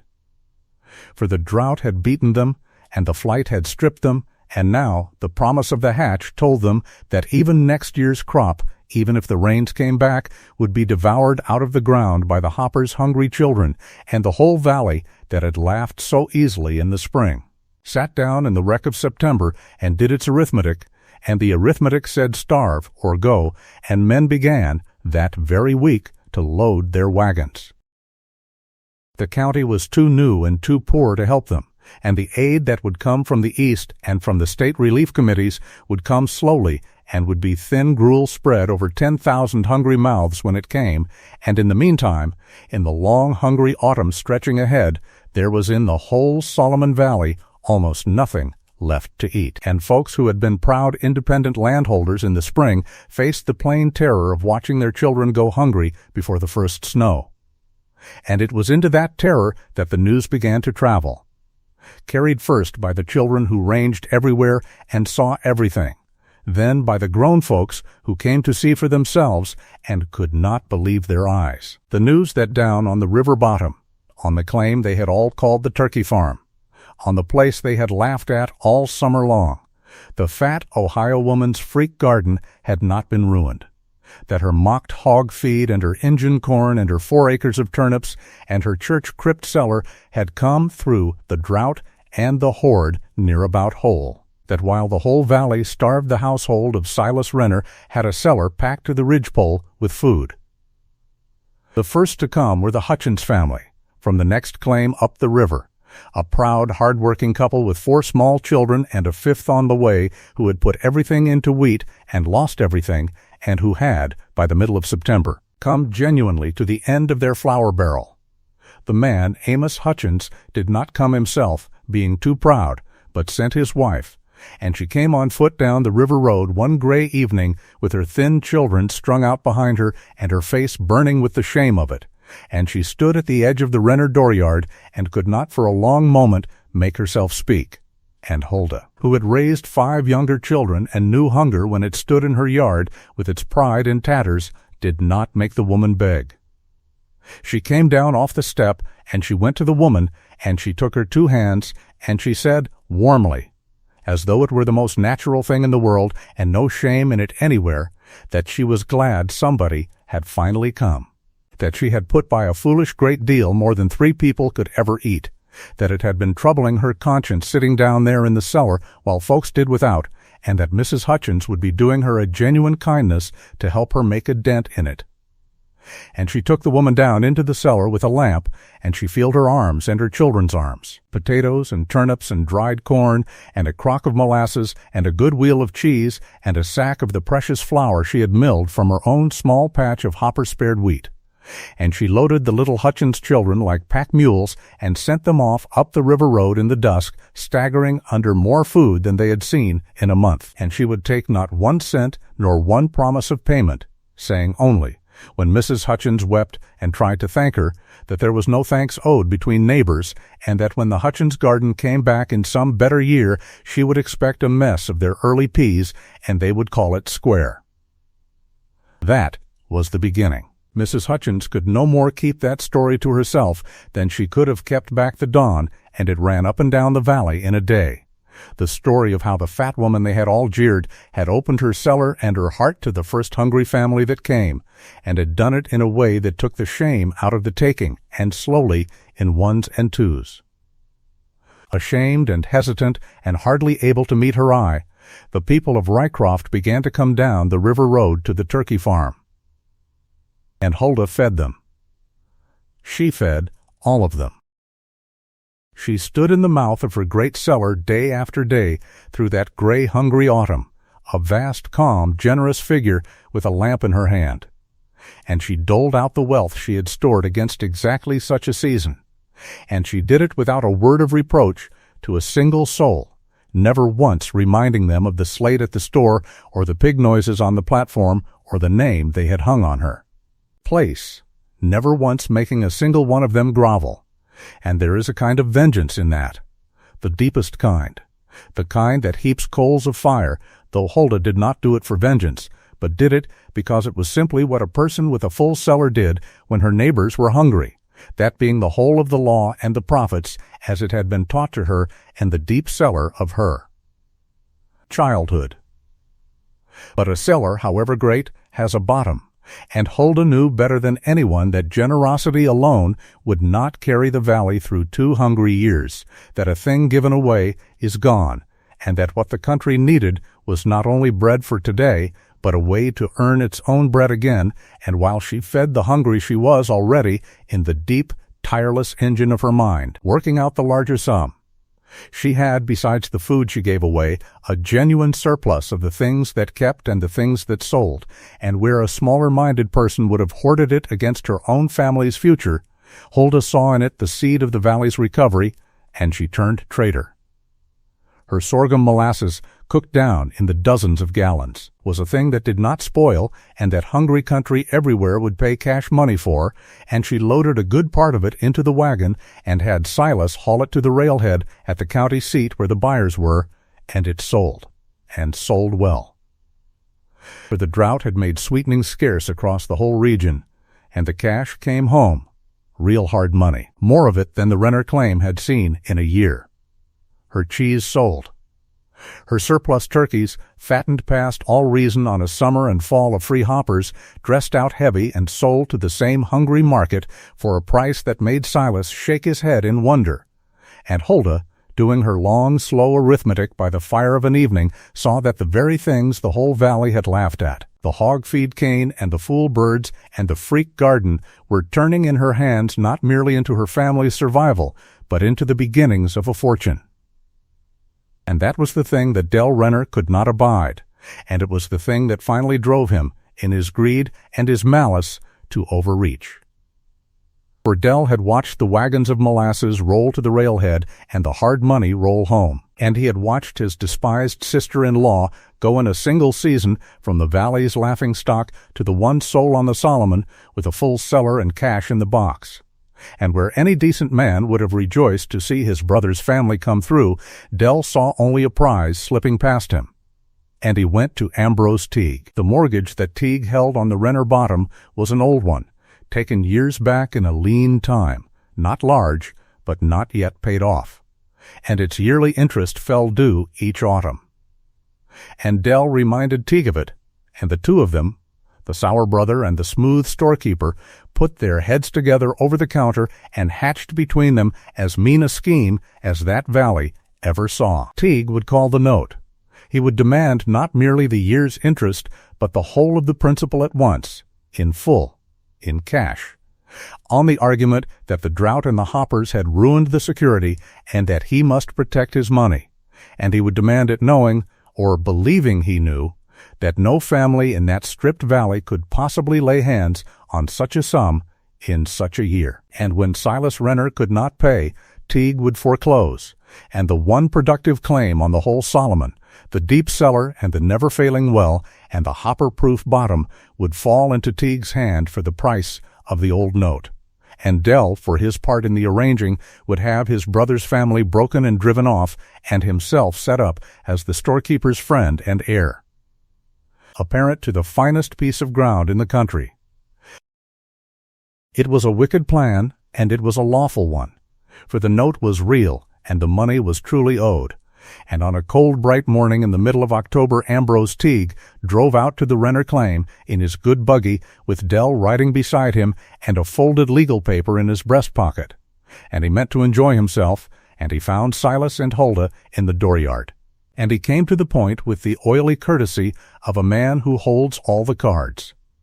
He was sorry, he said, more sorry than he could say, but times were hard, and money was tight, and he had his own obligations to think of, and the note on the Renner place had come due, the whole of it, and he would need it settled, in full, in cash, by the 1st of November, or he would have no choice at all, but to take the place, and he was sure they understood that business was business, and a man could not let sentiment stand in the way of his affairs. And he watched Silas's heavy face go gray, for Silas had no notion of the full state of their money, and heard in Teague's words only ruin, and Del, beside the buggy, could not keep a small, ugly smile off his lean face. And it was that smile, more than anything Teague said, that told Huldah the whole shape of the thing, who had planned it, and why. And Huldah Van Trees, who had crossed 1,100 miles to be laughed at, who had dug a cellar with her own hands while the valley jeered, who had fed her enemies without a word of reproach, looked at the smooth storekeeper and the smiling brother, and she felt rise in her, for the first time since the railroad platform, not hurt and not patience, but a clean, cold anger, and she stepped forward, and she asked Ambrose Teague, in a mild and pleasant voice, exactly how much the note came to.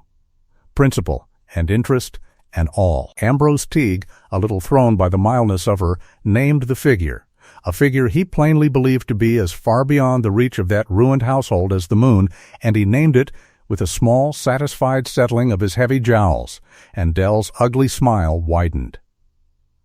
And Huldah nodded, slowly, as though considering, and then she turned and went into the soddy, and they heard her moving about within. And she came back out into the cold, bright morning carrying the tin cash box that held the season's trading money, and she set it on the tailgate of Teague's own good buggy. And she opened it, and before their staring eyes she counted out the whole of the note, principal and interest and all, in hard coin and railroad scrip and good greenback dollars. Counted it out slow and plain and full into the storekeeper's soft hand, the molasses money and the cheese money and the turkey money, the wages of everything the valley had laughed at, and when she had counted the last dollar of it she had the sum entire with a little over. And she folded Teague's soft fingers closed over it, and she said, still mild, still pleasant, that she believed that squared the note, and that she would trouble him for a paper marking it paid in full before he drove off her land, and that he might keep the little over for his trouble in coming all this way out to tell them their business. Ambrose Teague sat in his buggy with the money in his hand and his mouth working and no words coming out of it. For a foreclosure is a fine thing when the debtor cannot pay, and a very foolish and public thing when the debtor counts the whole sum into your palm in front of witnesses, and he had come out to seize a fortune, and instead he had been handed the mere paltry amount of an old note and stripped in the same moment of every hope of the prize behind it. And worse, far worse. He had shown the whole valley, for the story would be everywhere by nightfall, exactly what manner of man he was. A man who would try to foreclose the one family that was feeding the county in the middle of the hungriest autumn in the valley's history. He wrote out the paper with a shaking hand because she stood over him until he did, and he took up his reins to go, and it was then that Huldah turned her steady gray eyes on Dell Renner, who had gone white and still beside the buggy, and she reached into the pocket of her apron, and she drew out a thing she had carried there since the middle of the summer. And she held it up between two fingers for her husband to see, a single straw, chewed flat at one end, and she said, quietly, only, that she had found that straw by the field gate the morning the stock was driven out. The gate that had cost them 2 days of a summer they could not spare, and that she had kept it,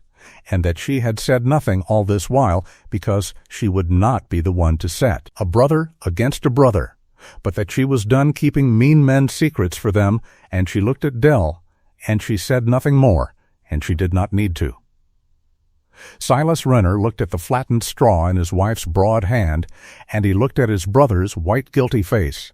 and something that had been a long time coming finished, coming in the slow kind heart of that big man. And he understood, all at once and completely, the gate and the loosed stock and the poison dropped at the store all summer, and the scheme with Teague and the whole long labor of his brother's malice, and Silas walked over to Dell, and he did not strike him, though his big hands closed and opened at his sides, but he stood close in front of him, and he said,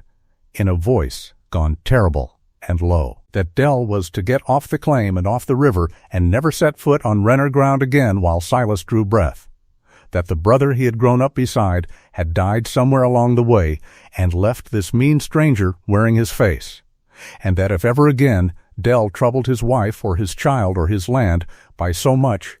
as a chewed straw, the whole valley would hear from Silas's own mouth the story of the gate and the note, and Dell Renner, exposed and beaten and hated, climbed up into Teague's buggy beside the ruined storekeeper without one word, for there was no word left in him to say, and the two of them drove off up the river road in the cold, bright morning. And neither the smooth man nor the sour one ever again held any power over the household on the river bottom. And the story of that morning ran up and down the Solomon faster than any story yet. The story of how the fat Ohio woman had counted the foreclosure into the storekeeper's own hand off the tailgate of his own buggy, and had held up a chewed straw and undone a wicked brother, and had done it all in a mild, pleasant voice without once raising it, and the valley that had laughed at her in the spring and eaten from her hand in the autumn, now began to do a third thing, a thing that Valley had never yet done for anyone, which was to look at Hulda Vantries with something very close to awe. The winter that came down on the Solomon that year was long and hard and hungry, the hardest winter in the memory of the country, for the drought had left no grass, and the hoppers had left no grain, and the relief that trickled in from the east was thin and slow and grudging. And there were families on that river who would surely have starved or frozen or given up and straggled away east in defeat had it not been for the great calm, generous woman on the river bottom and the deep cellar she had built while they laughed. But Hulda understood, better than any relief committee back in the state capital, that a valley is not saved by handouts alone, that a proud people fed on charity through a winter will come out the far side of it broken in spirit even if their bodies live, and so she did not merely feed them, she organized them. She put them to work. She made of her cellar and her knowledge not a poorhouse but a school and a headquarters, and in the doing of it she became, without ever seeking it or naming it, the plain acknowledged leader of that whole stretch of country. She taught the women. They came down to the Rennersati through the short cold days, the proud wheat farmers' wives who had grown corn and killed hogs, but had never in their lives kept a proper cellar nor understood the deep grammar of putting by. And Hulda taught them, standing among her loaded shelves with a lamp, the whole of what her mother had taught her. The sand bins and the slatted shelves and the crocks and the kraut and the drying and the smoking and the cheese, and she sent them home not with a handout of food only, but with the knowledge of how to keep food alive, which is a thing that feeds a family not one winter, but every winter after. She sent out the turkey knowledge, too, and the seed of her hopper proof crops, giving away against the coming spring the saved seed of her sorghum and her turnips, and her keeping roots to every family that would promise to plant it. And she sat by the fire of an evening with a stub of pencil, and taught herself, and then taught the men the arithmetic of the thing that everyone dreaded, the spring hatch,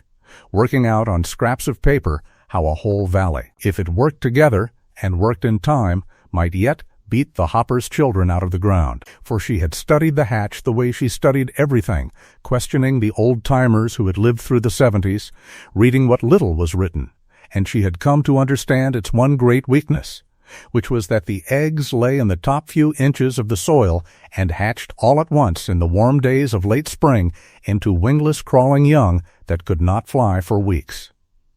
And that in those weeks, if a country was ready, it could destroy them, by deep plowing to bury the eggs too far to hatch, by digging ditches lined with straw to trap the crawling hordes and burning them, by turning loose armies of turkeys and hogs to gorge on them, by planting the tough crops they would not eat and holding back the tender ones until the danger passed. And through that hard winter Hulda Vantries made the Solomon Valley ready.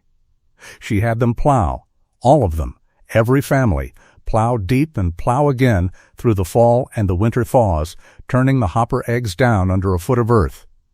She had them lay in straw and dig their ditches. She organized the buying. With a common fund she helped raise from the molasses money and the relief money together, of turkey poults by the hundreds against the spring to be shared out among the families. She talked the whole valley, family by stubborn family, out of its lifelong faith in a single wheat crop and into her own gospel of the hedged bet, the staggered planting, the tough crop and the safe root and the full deep cellar, and slowly, through that winter of her quiet tireless leadership, the Solomon Valley stopped being a huddle of ruined, despairing families waiting to die or flee, and became something it had never been before, a community, organized and provisioned and taught and led and ready, when the warm days came and the hated eggs began to hatch, to fight. And through that same long winter, in the warm lamplit Sati while the country healed around her, a quieter and sweeter thing was ripening. For the strange marriage begun as a bargain on a railroad platform had grown, season by season, labor by labor, into the truest kind of love there is, the kind that is built and not merely felt, the kind that grows up out of shared work and shared trouble the way a strong tree grows up out of hard ground. And somewhere in the deep of that winter, Hulda knew, with the same sure knowledge by which she read a field or a sky that she was carrying a child, her own child and Silas's, coming in the summer, and when she told him, sitting by the fire with Effie asleep between them, the big, shy, slow man put his face down against her broad shoulder and wept, for joy this time and not for grief, the first tears of joy in his hard life. And Huldah held her husband and her stepdaughter and the new life coming, and looked into the fire, and thought that she had crossed 1,100 miles to be laughed at, and had found instead, at the far end of the rails, in the middle of a ruined valley, in a poor sod house dug into a Kansas rise, the whole of everything she had ever wanted and long ago stopped letting herself hope for. Spring came late and wet, and the rains that the country had prayed for through 2 dry years came back at last, and with them, out of the warming soil, came the hatch, the hated hatch, the hopper's children boiling up out of the ground in their untold millions, just as the old-timers had foretold, wingless and crawling and ravenous. And for a few days it seemed to the faint of heart that all their winter's labor had been for nothing, that the horde would simply eat them out a second time. But this spring the valley was not the same valley that had stood helpless the autumn before, for this spring the valley was ready, and it was led. At the first sign of the hatch Huldah sent the word up and down the river, and the Solomon rose as one people and went to war on the hoppers, and it was a war they won. Where the eggs had been plowed deep, few hatched at all. Where the crawling young came boiling up, they came up into a country laid against them, into the straw-lined ditches where they piled and were burned by the wagon load, into fields planted to the tough sorghum and the bitter turnips they would not touch, into the path of the great flocks of turkeys and the droves of hogs that the valley had laid in on Huldah's counsel, and that now waded into thee. Crawling tied and gorged as her own flock had gorged the year before, and the tender crops, the corn and the garden truck, were held back and planted late and under cover just as she had taught, so that when the wingless hordes came seeking the soft green things they loved, the soft green things were not yet there. It was hard, filthy, relentless work, weeks of it. The whole valley turned out from dawn to dark, plowing and ditching and burning and driving the birds, and there were losses. There is no war without losses. But when at last the surviving hoppers grew their wings in the early summer and rose up off the Solomon to fly away, they rose in a thin scattered remnant and not a sun-darkening cloud, and they left behind them, for the first time in the history of that plague in that country, not a stripped and ruined valley, but a valley that had fought them and beaten them, and stood with its crops still green in the ground. And the people of the Solomon straightened up from the filthy work, and looked at their standing fields, and understood what they had done, and understood who had shown them how to do it. That summer the rains held, and the country came back green and generous the way a good country will when it is given half a chance.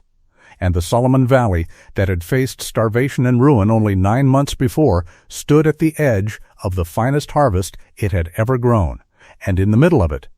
in the hot green heart of July. In the soddy on the river bottom with Mrs. Hutchins and 2 other of the valley women attending her, Huldah Van Treese was brought to bed of a fine, large, healthy son, an enormous, laughing, red-faced boy who came into the world weighing near 12 pounds and hollering fit to raise the roof. And Silas Renner stood in the dooryard in the summer dusk and heard his son's first cry come out through the new glass window, and put his face in his 2 hands and thanked to God he had near about given up on through the hard years. And little Effie crept in to see her new brother and looked at the vast red hollering infant, and then up at her stepmother, and she said, in the grave way of children, that he was awful big, and Huldah, worn and radiant, in the bed, laughed her deep laugh and said that big ran in the family and always had, and that a big body was only a big house for a big heart to live in, and Effie considered that and found it good, and climbed up onto the bed and fitted herself into the crook of her stepmother's arm beside the new baby, and there the 3 of them were, and Silas came in and made a 4th. And the poor sod house that had been so full of grief and silence a year before was full now to its earthen rafters with life. The harvest that autumn was a wonder.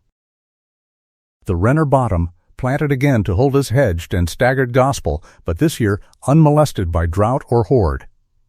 Bore as that good black soil had always been able to bear, the cellar filled again to the ridgepole and passed it so that Silas had to dig it larger. The molasses cooked down by the barrel, the roots came in heavy. The second wheat, planted in the confidence of the beaten hatch, stood thick and gold and made 30 bushels to the acre. And all up and down the valley the families that had followed her counsel, that had plowed deep and hedged their bets and kept their turkeys and dug their cellars, brought in harvests such as the Solomon had never seen. And there was not a hungry household on the whole river that autumn, and the money came in, and the mortgages were paid, and the wagons that a year before had been loading up to straggle east in defeat were loading now with grain for the market at the railhead, and the whole country understood, in a way past any need of saying, that it owed its deliverance to one woman.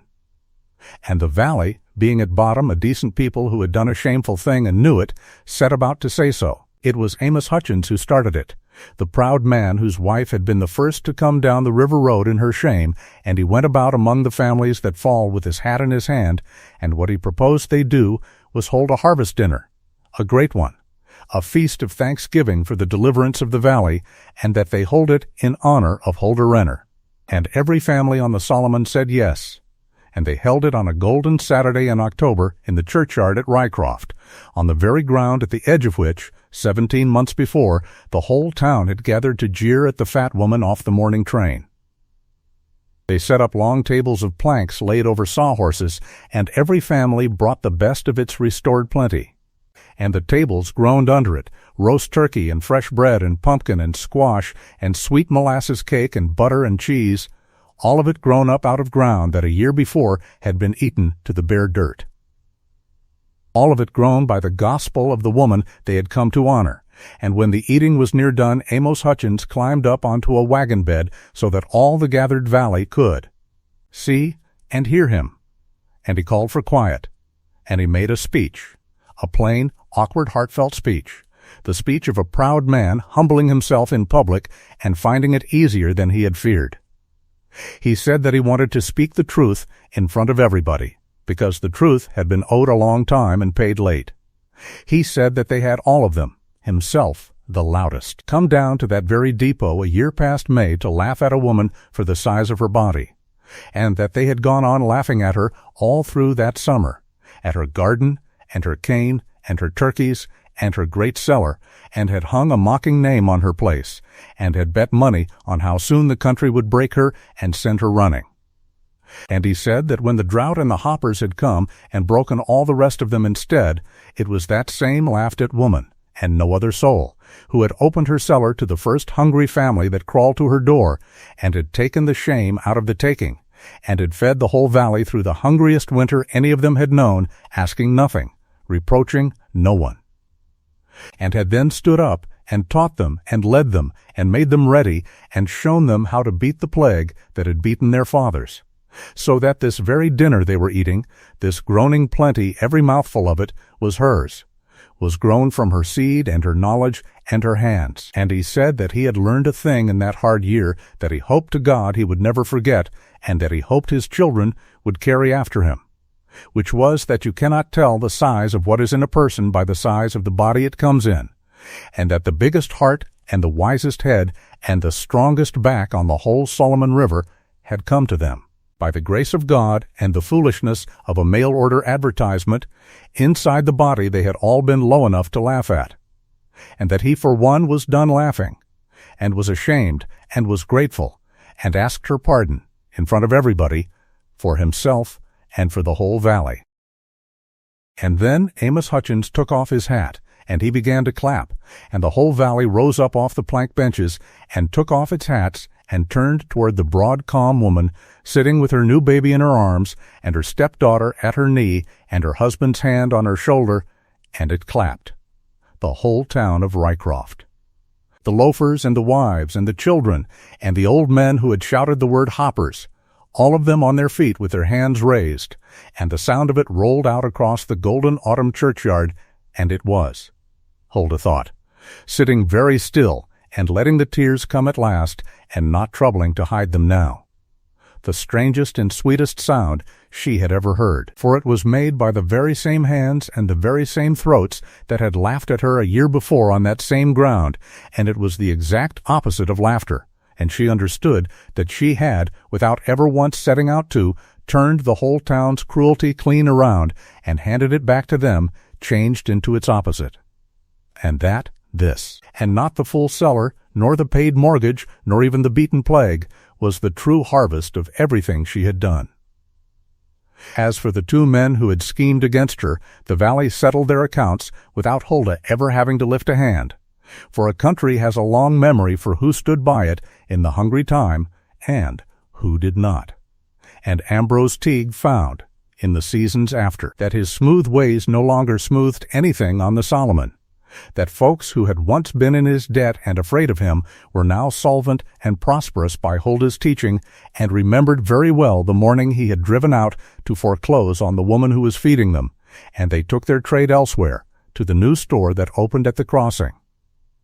and drove their grain to the railhead themselves, and within 3 years Ambrose Teague sold out his store at a loss and left the country, and no one on the Solomon was sorry to see the dust of his going. Del Renner drifted, as men like Del drift, from one failed scheme to the next and one town to the next, and he was seen now and again over the years, thinner and shabbier each time. And Silas, whose heart was too large to hold a grudge forever, would have taken him back and set him up honest more than once, but Huldah, who had a clearer eye for the unmendable, counseled her husband gently that some men are like a cracked crock, that you may mend them and they will not hold water, and that the kindest thing and the wisest thing was to wish Del well from a distance and keep. The gate of the good life they had built shut against the mean spirit that would only foul it, and Silas, who had learned by now to trust his wife's reading of things above his own softness, heeded her. And Del Renner passed on out of the story of the river bottom and troubled it no more. And the story of the river bottom, from that second harvest on, was a story of plenty, and of growth, and of a family and a name that rose in that country until they were the first name on the whole Solomon. For the same gifts that had carried Huldah through the Hopper year carried the Renner homestead upward season by season, the deep reading of the land, the hedged bets, the tough crops and the safe cellars, the turning of every surplus back into the ground, and the herd and the future. And the 80 poor mortgaged acres that Silas had nearly lost grew, by careful buying in the good years, into a spread of many hundreds, into fat cattle on the uplands and deep barns full of grain, and the finest orchard in the county, and a great white frame house, built at last in the 10th year to replace the old soddy. A big, generous house on the rise above the river with wide porches and many rooms and glass in every window, and folks passing on the river road no longer called the place the Turkey Farm to mock it, but called it the Turkey Farm to honor it. For the name had changed its meaning entirely, the way a word will. And to say the Turkey Farm on the Solomon now was to say the richest and the kindest and the most respected household in the valley. And Huldah grew old there, in the fullness of years and honor, the mistress of the great white house and the matriarch of a growing tribe, for the son born in the Hopper summer was followed by 2 more sons and a daughter. 4 children of her own body added to the stepdaughter of her heart, and Effie Renner grew up under her broad wing into a fine, strong, laughing young woman who never in her life forgot that she had been a frightened motherless wisp on a railroad platform when a vast kind stranger got down off the train and knelt in the dust and offered her a lump of maple, sugar, and who, when her own time came, married a good man of the valley and raised her own children within a mile of the woman she called mother, without a shadow of doubt or reservation in the word. And the valley kept coming to Huldah, all her long life, not for food now, for the hungry time was long past, but for the thing that had always been the truest wealth she carried, her counsel, her deep sure reading of land and weather and season and folk. And there was hardly a farm decision made on the Solomon for 30 years that was not brought first to the big calm old woman on the porch of the White House, and hardly a young bride starting out who was not sent to learn from her the grammar of the cellar, and hardly a hungry stranger passing through who was not fed at her table and sent on with a full basket. For she never in all her prosperity forgot the taste of being laughed at and turned away, and she made of her house a place where no soul, however poor or however strange or however far from the common shape of things, was ever made to feel there was not room in the world for exactly the room they took up. And she and Silas grew old together, in a love that never once, in all the long years, ran short, the shy, slow-kind man and the vast-wise, generous woman, and folks who saw them of an evening in their old age, sitting together on the porch of the White House, watching the sun go down over the river bottom they had saved, the old man's hand resting on the old woman's broad one, just as it had rested that first summer evening on the step of the Sadi, said that they had never in their lives seen two people so plainly and so deeply content. And at whatever a body might have thought looking at the pair of them on that railroad platform all those years ago, it was clear as daylight now that God in His wisdom had known exactly what He was doing when He matched the biggest lonesome man in the valley with the biggest lonesome woman in Ohio, and set them down together to build a life on the banks of the Solomon. There were, in the long years after, a great many small stories that the valley kept and told about Huldah Renner, the way a country will gather up stories about a person who has become larger in its memory than ordinary life, and they were told on winter evenings and at quilting frolics and passed down from the old to the young until they were near about legend. And it is worth the setting down of a few of them, for a life is not only its great turning hours, but also the 10,000 small kindnesses and shrewdnesses that fill the years between, and it was in those that the true grain of the woman showed. There was the story of old Ezekiel Warfield, a proud, hard-bitter old bachelor who farmed a poor claim up on the divide, and who had come through the hopper winter too proud to ask any soul for help, and had very nearly starved to death in his cold cabin rather than admit a need, and when word of his state finally reached Huldah by way of a worried neighbor, she did not send to him, for she knew a proud man will refuse ascending. But she drove up to the divide herself in the depth of that winter with a load of provisions, and she did not offer him charity, which he would have thrown in her face, but instead she sat down in his cold cabin and told him a long tale of woe about how she had put by so much foolish food that it was spoiling on her hands for want of eating, and how it troubled her conscience to see it go to waste, and how she could not for the life of her think of a single trustworthy soul who might take some off her hands and do her the favor of using it up, unless perhaps he, Ezekiel Warfield, being a sensible man not given to waste, might see his way to helping her out of her difficulty.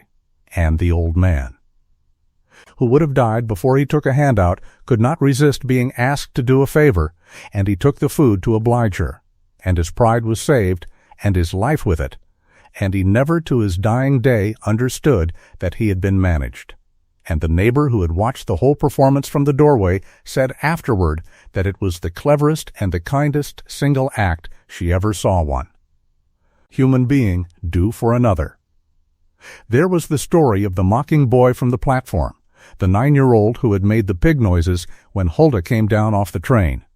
who grew up in the valley and who, as a young man of 20, fell into a bad way, hurt in a threshing accident and unable to work his father's ground and sunk in despair. And it was Huldah who came to him, the very boy who had grunted at her like a hog, and who never once mentioned that old cruelty nor seemed to remember it, and who nursed him and fed his family through his long mending and set him up when he was well again with the loan of a team and the gift of good seed. And that man, who lived to be old, would tell anyone who would listen that he had done the meanest thing of his whole life to the best woman he ever knew, and that she had paid him back for it in nothing but kindness, and that it had shamed him and remade him, and that he had tried every day of his life since to be worthy of the account she had refused to keep against him. There was the story of the school, for Huldah, who had run a farm but never had much book learning herself, prized it fiercely for the children of the valley, and gave the ground and half the lumber for the fine new frame schoolhouse that replaced the old dugout school at Rycroft. And when a new young school teacher come out from the east made the mistake, her first week of holding little fat Bertha Combs up to ridicule before the class for the size of her. It was Huldah who drove into town and sat that young teacher down and told her, not unkindly but very plainly, the whole story of a woman who had come off a train into a wall of laughter and gone on to feed the very town that laughed, and asked the teacher which she would rather have shaped in her schoolroom, the kind of person who laughs at a child for the shape of her body, or the kind of person that child might grow into if somebody believed in her. And the young teacher, who was not a bad woman, but only a thoughtless young one, went back to her school chastened and thoughtful, and became, in the years after, the best-loved teacher that valley ever had, and never again in her life held a child up to ridicule for a thing the child could not help. There was the story of the hard winter 8 years on, when the diphtheria came through the valley, the same cruel sickness that had taken Silas's first wife and infant so long before, and how Huldah, who had no fear in her of any sickness, went from soddy to soddy through the snow nursing the stricken children of families who had once jeered at her, sitting up whole nights with dying babies that were not her own, and how the valley believed, rightly or not, that more children lived through that diphtheria winter than would ever have lived without her, and how there were grown men and women on the Solomon for 2 generations after who owed her their very lives and knew it. And there were smaller stories yet, past all the counting of them, the bride sent to learn the cellar, the stranger fed at the table, the shrewd word of counsel that saved a farm, the quiet loan that was never quite asked to be repaid, the seed given, the sick tended, the frightened made welcome, until the sum of all those small stories added up to a thing larger than any single one of them. Added up to the plain fact that the fat, unwanted mail-order bride who had come off the morning train as the butt of a whole town's joke had become, in the long turning of the years, the beating heart of a whole country, the one the valley named its daughters after, the one the old folks pointed to when they wanted to show the young what a life could be made to mean, and the one whose name. When at last, in the ripe fullness of her years, she was laid to rest in the churchyard at Rycroft under a stone that the whole valley, bought by subscription, drew a gathering so great that they could not all of them fit within the churchyard fence, but stood out into the road and the fields beyond, hundreds upon hundreds of them. The fed and the taught and the nursed and the counseled and the loved, standing bareheaded in the autumn sun to say farewell to the biggest woman and the biggest soul the Solomon Valley ever knew.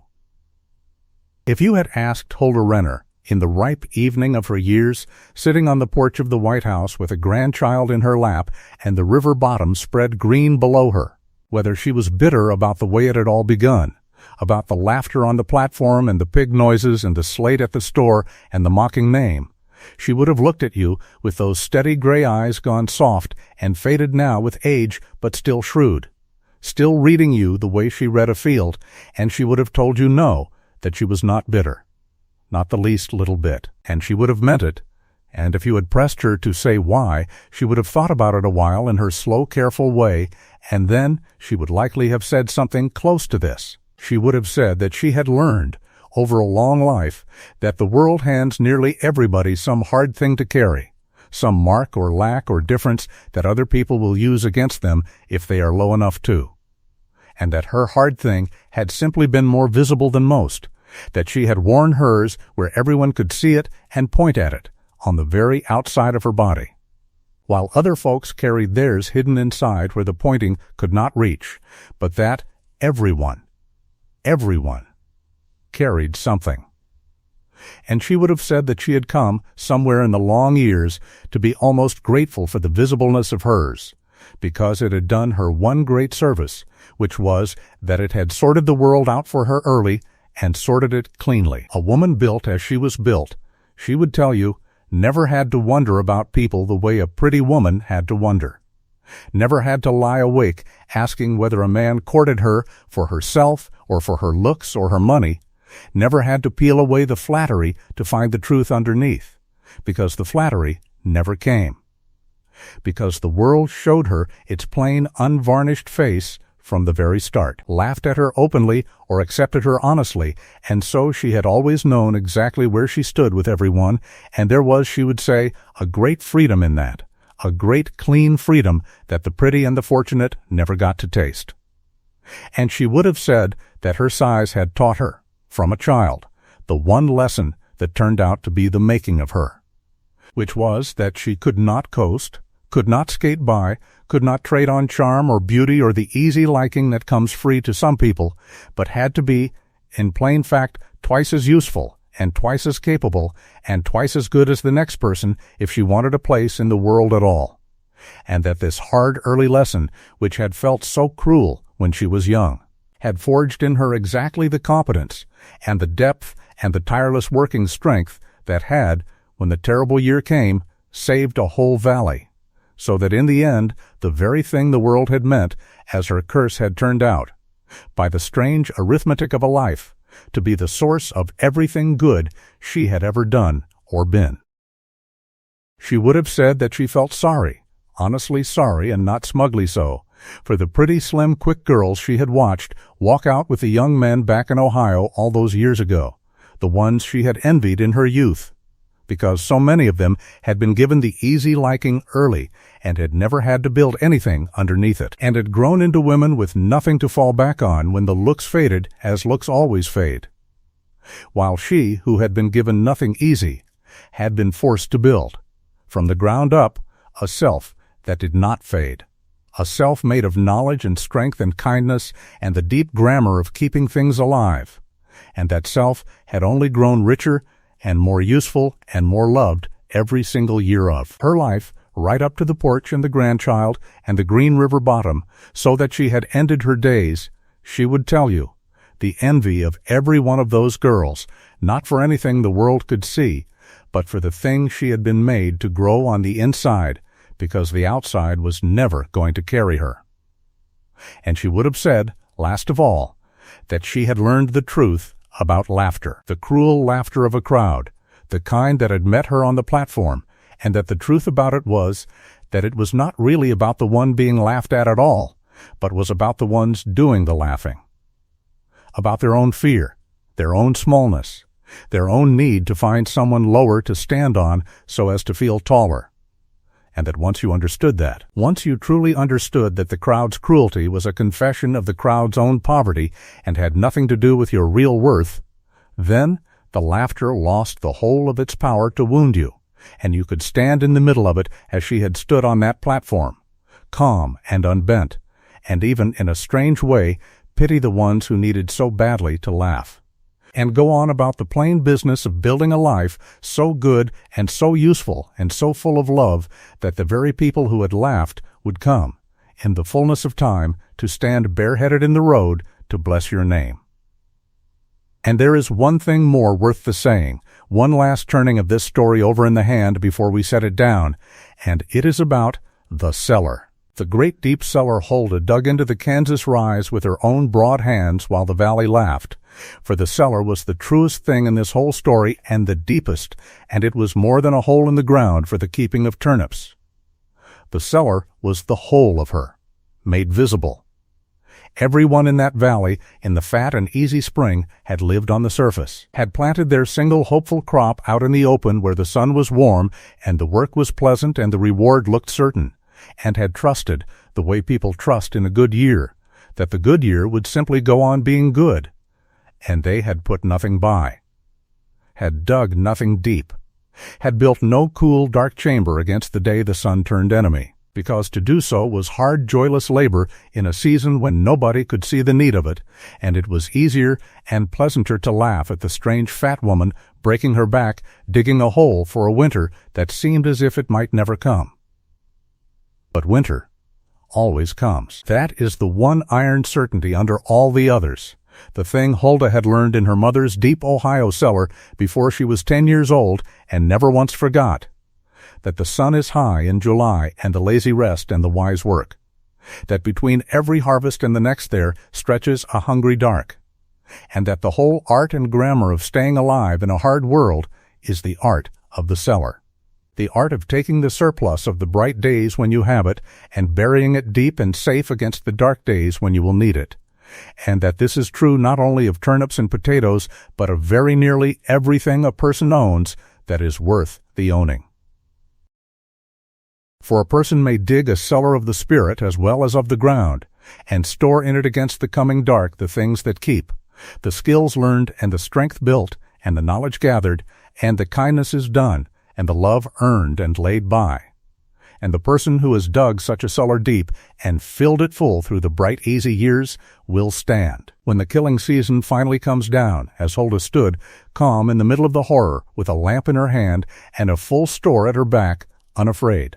while all around her the ones who lived only on the sunny surface and buried nothing and built nothing are stripped bare in a single night and left with nothing between themselves and ruin. The drought and the hoppers came to everyone on the Solomon alike, fell on the just and the unjust, on the mocker and the mocked, without favor, the way the hard seasons of a life fall on everyone alike sooner or later, sickness and loss and reversal and the failing of the things we trusted.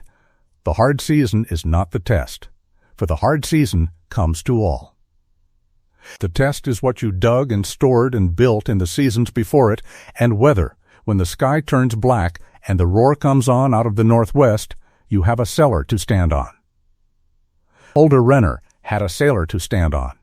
She had been digging it, one way and another, her whole life long. All through the years the world gave her nothing easy and forced her to build everything deep. And when her hour came, she had only to open the door of everything she had made of herself and feed a valley out of it. And that, in the end,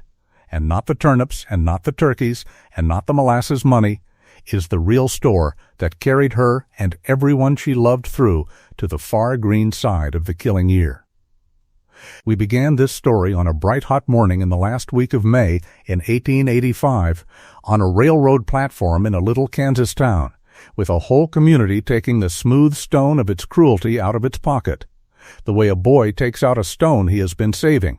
and throwing it all together and all at once at a woman who had done nothing to earn it but come 1,100 miles alone to be married. And we have followed the long road from that morning down through the drought and the horde and the hungry winter and the beaten hatch and the golden harvest and the bareheaded crowd standing in the road.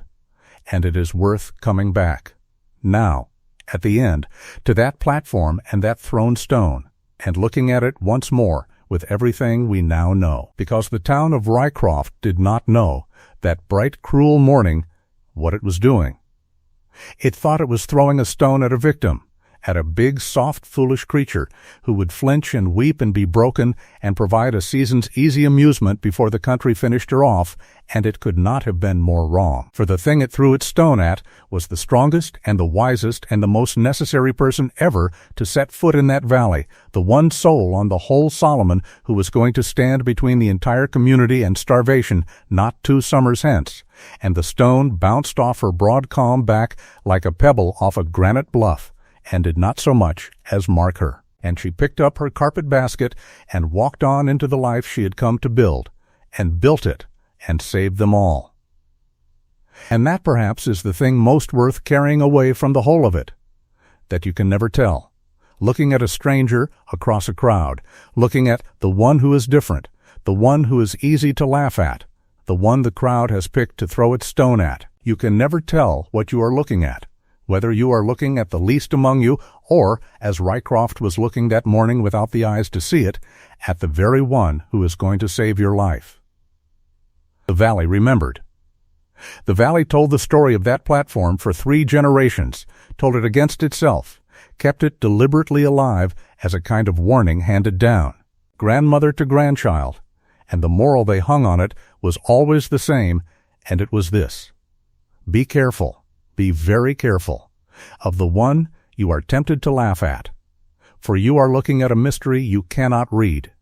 and the day may come, sooner than you think, when everything you have and everyone you love will depend on the size of the heart inside the body you were low enough to mock.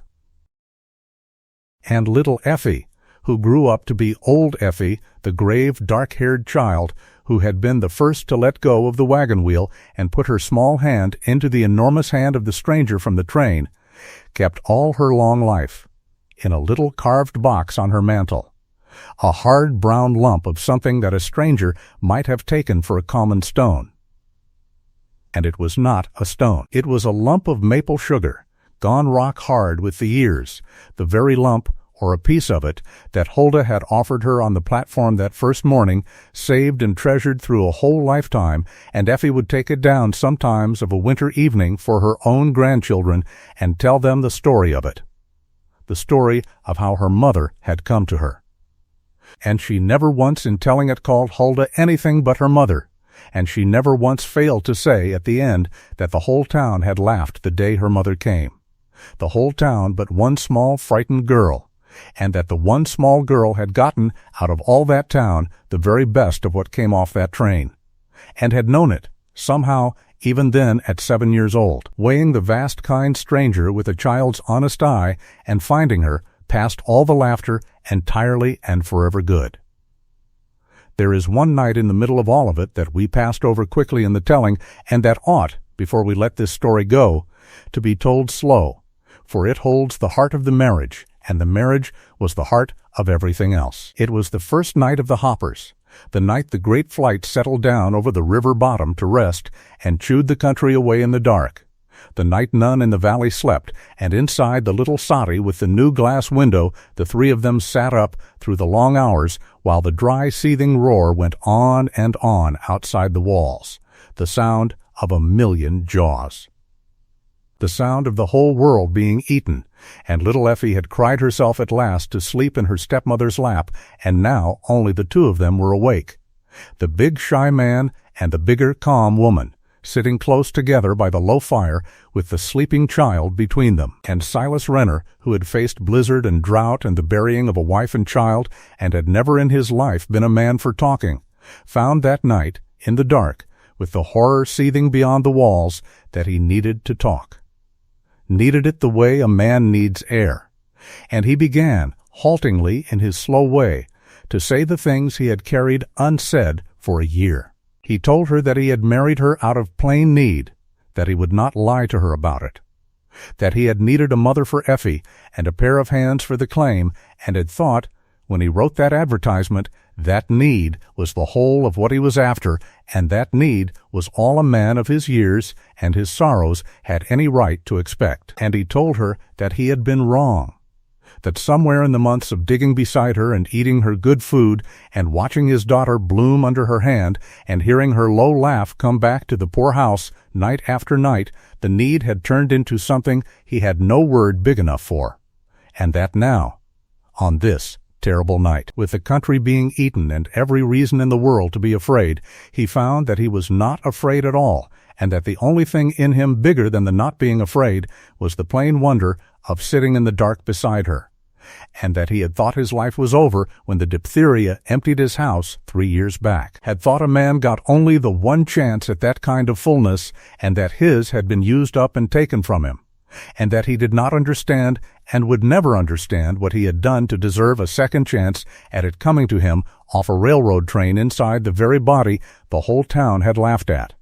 but that he thanked God for it on his knees every night, and that if the hoppers ate them out to the bare dirt, and they lost the claim and had to start again with nothing, he would still count himself the richest and the luckiest man on the whole Solomon River, because he would still have her.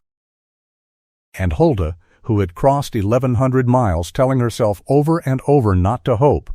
who had built a whole hard life on the foundation stone of expecting nothing from anyone so that no one could ever again take anything from her, sat in the firelight with the sleeping child in her lap and heard her husband say those words into the roaring dark. And the last wall she had left standing inside herself, the old careful wall behind which she had kept her deepest self safe and unhoped for all the lonely years, that wall came quietly down, and she wept, not the one stolen tear she had allowed herself on the platform, but freely now, in the safety of the dark and the safety of him. And she reached across the sleeping child and took her husband's rough face in her two broad hands, and she told him, in her turn, the things she had never said to a living soul,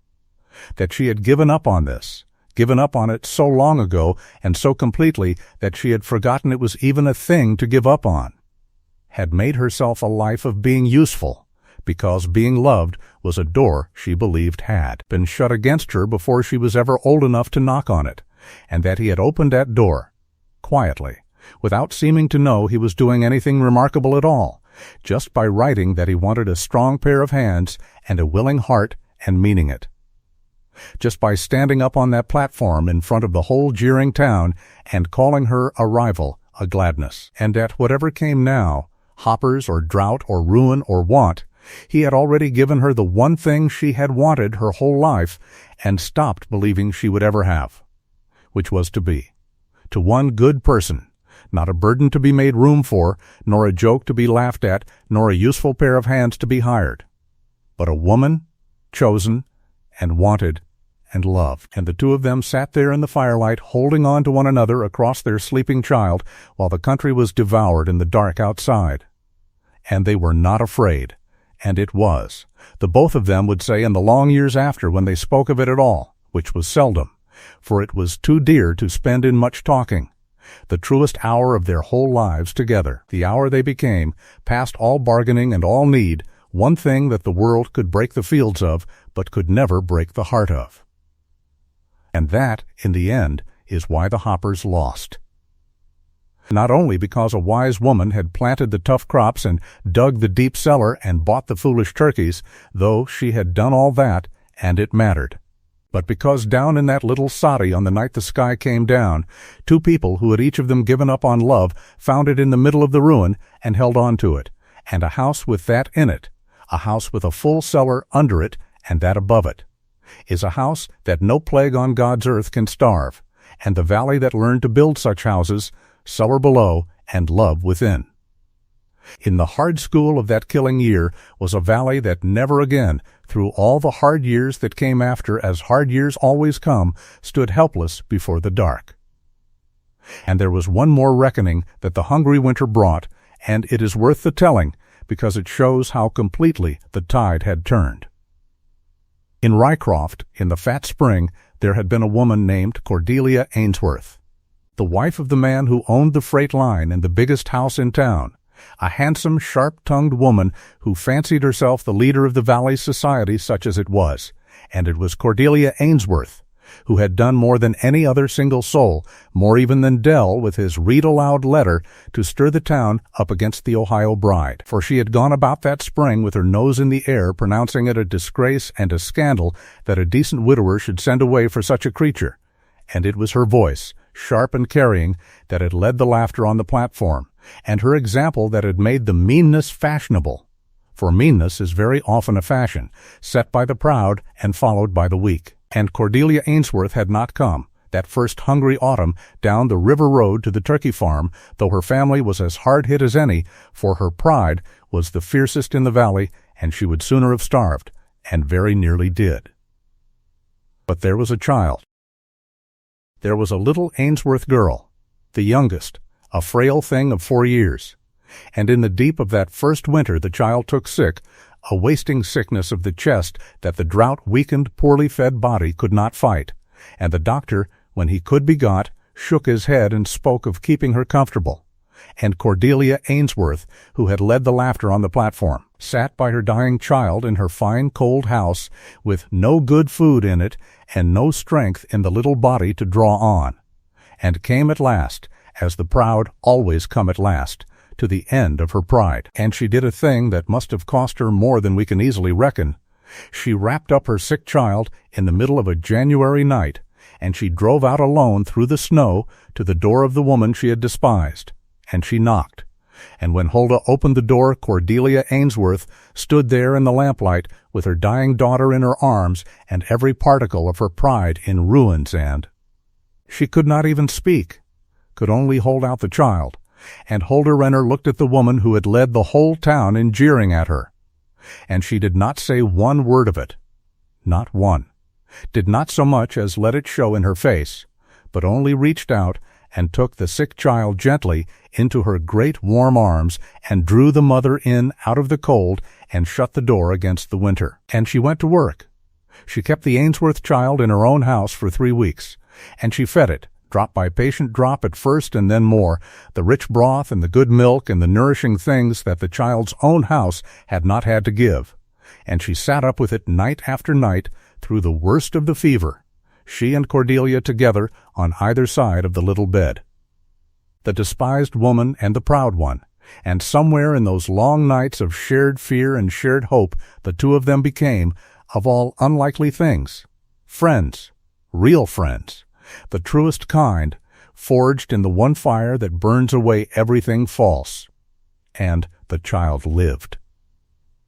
The child lived and grew up strong, and Cordelia Ainsworth was never again the sharp, proud leader of anybody's meanness, but became instead, to the end of her days, Huldah Renner's fiercest champion and dearest friend. And it was Cordelia, years later, who worked hardest of anyone to raise the subscription for the churchyard stone, and who wept hardest at the burying, and who told anyone who would listen, for the rest of her long life, that she had once been fool enough and proud enough to lead a whole town in. Laughing at the finest woman God ever made, and that woman had paid her back for it by saving her child's life and asking nothing, not even an apology, and that if there was a lesson in a human life she hoped her own grandchildren would carry, it was to look hard and long at whoever you find yourself tempted to laugh at, and think of Huldah Renner, and be afraid of your own cruelty. For you do not know, you cannot know, what you are looking at. So if you take nothing else from the story of the fat mail-order bride who came to Rycroft on the morning train and was laughed at by the whole town and went on to save it, take this. Dig your cellar deep, in the bright, easy years, while there is still time and the sun is still warm, and pay no mind to the ones who laugh at you for the labor of it. Put by more than you think you will ever need, of food and of strength and of skill and of kindness. For the killing season comes to everyone at last, and comes without warning out of a clear blue sky. And love the ones who are given to you to love, plainly and fully, and without holding back. And let yourself be loved in return, even if the world has taught you to believe you are past deserving it. For that, the love and the full cellar together, the warmth within, and the store below, is the whole of what carries a soul through the long dark to the far green side, and it is a thing that has nothing whatsoever to do with the size or the shape or the beauty of the body a person happens to carry it all in, and everything in the world to do with the size of the heart. There is the matter, too, of the name they gave the boy born in the Hopper summer, for names carry meaning in a family, and this one carried a great deal. Huldah might have named her first son for her own dead father Cornelius, or for Silas, and Silas would have been proud to have it so. But she did not, and when Silas asked her gently what she wished to call the boy, she thought a while in her slow way, and then she said she wished to call him Amos, after Amos Hutchins, the proud neighbor whose hungry wife had been the first to come down the river, rode and knock at the cellar door, the man who had later climbed up on the wagon bed in the churchyard and asked her pardon in front of the whole valley. And when Silas looked at her in some surprise, for the Hutchins family were no kin of theirs, and Amos had been among those who laughed in the beginning, Huldah explained herself in words that Silas remembered all his life, and repeated to the boy when he was old enough to understand them. She said that she wanted her son to carry the name of a man who had done a hard and rare thing, harder than most people ever manage, which was to be wrong, publicly and completely wrong about another human being, and then to turn all the way around and admit it out loud in front of everybody, and change, and that there was more true courage in that single act of Amos Hutchins standing on the wagon bed than in a whole army of men who had simply never been cruel because they had never been tested, and that she wanted her boy to grow up knowing that the measure of a person is not whether they ever do wrong, for everyone does wrong, but whether, having done it, they have the greatness to name it and mend it, and that a child who carried that lesson in his very name might, God willing, grow into a man who lived it. And the boy did. Young Amos Renner grew up into exactly the kind of man his name was meant to make him, big like both his parents, and slow to anger and quick to own a fault, and he took over the home place in his time and ran it well and kindly, and the name went on down the generations, and Amos in every one of them, so that the proud neighbor's moment of public humbling in a churchyard was carried forward through 100 years of a family that did not even always remember why, only that the name was a good one and meant something. Meant, if you traced it back to its root, that the bravest thing a soul can do is to admit it has been wrong, and to change. And there was the matter of Silas himself and his letters, for a small quiet thing happened in that household in the good years after that ought to be set down. Silas Renner had never had but a year or two of schooling, and read only slowly and painfully, and wrote worse, and it had shamed him in a private way all his life. And Huldah, who prized learning fiercely, though she had little of it herself, did not scold him nor pity him, but simply, of a winter evening, began to sit with him after the children were abebbed, with a slate and the family Bible, and later the newspaper, and taught him, patiently, the way she taught everything. And Silas Renner, in his middle 40s, learned to read easily and to write a fair round hand. And the first thing he ever wrote out clean and whole, without a single error, sitting at the table one winter night with his tongue between his teeth and his big hand cramped around the pencil, was the advertisement. The very advertisement he had placed all those years before, asking for a strong pair of hands and a willing heart, which he had kept, folded soft, all that time, and which he copied out now in his new clean hand and gave to her. And beneath it he wrote, in the careful letters she had taught him, that he had asked for 2 things and been given everything.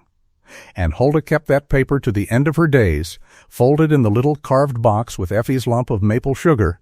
the 2 treasures of her life laid up together. The sugar she had given and the words she had been given, and it is a true thing and a lovely one, that of all the wealth that woman gathered in her long, rich life, the fat cattle and the deep barns and the great white house and the hundreds of acres of the finest bottom on the Solomon, the 2 things she counted most precious to the very last were a hard old lump of maple sugar and a sheet of paper with a shy man's clumsy, loving hand upon it. And the cellar itself, the great deep cellar she dug into the Kansas rise with her own broad hands in the summer of 1885, while the whole valley laughed, that cellar outlived her by longer than anyone would have guessed. For a thing built as carefully and as honestly as she built everything does not fall down easily. Long after the old soddy was gone and the fine white frame house had itself grown old and been rebuilt, the cellar was still there, dug into the hillside above the river, cool and dry and sound, its cottonwood roof poles gone black and iron hard with the years, but never once giving way, and the Renner grandchildren played in it on hot summer afternoons and told each other in whispers the story of the great-grandmother who had dug it against the hopper year, and the great-grandchildren after them, and it became, in the family and in the valley, a kind of shrine, though nobody would have used so grand a word for it. Just the old cellar. Huldah's cellar. The place the family went to be reminded of who they had come from and what she had known. And there was a thing the family did every autumn for 3 generations and more. A thing that started nobody quite remembered how, which was that on the first Saturday after the harvest was in, the whole scattered tribe of them would gather at the home place, all Huldah's children and grandchildren, and the children of Effie's line, who counted themselves just as much her blood.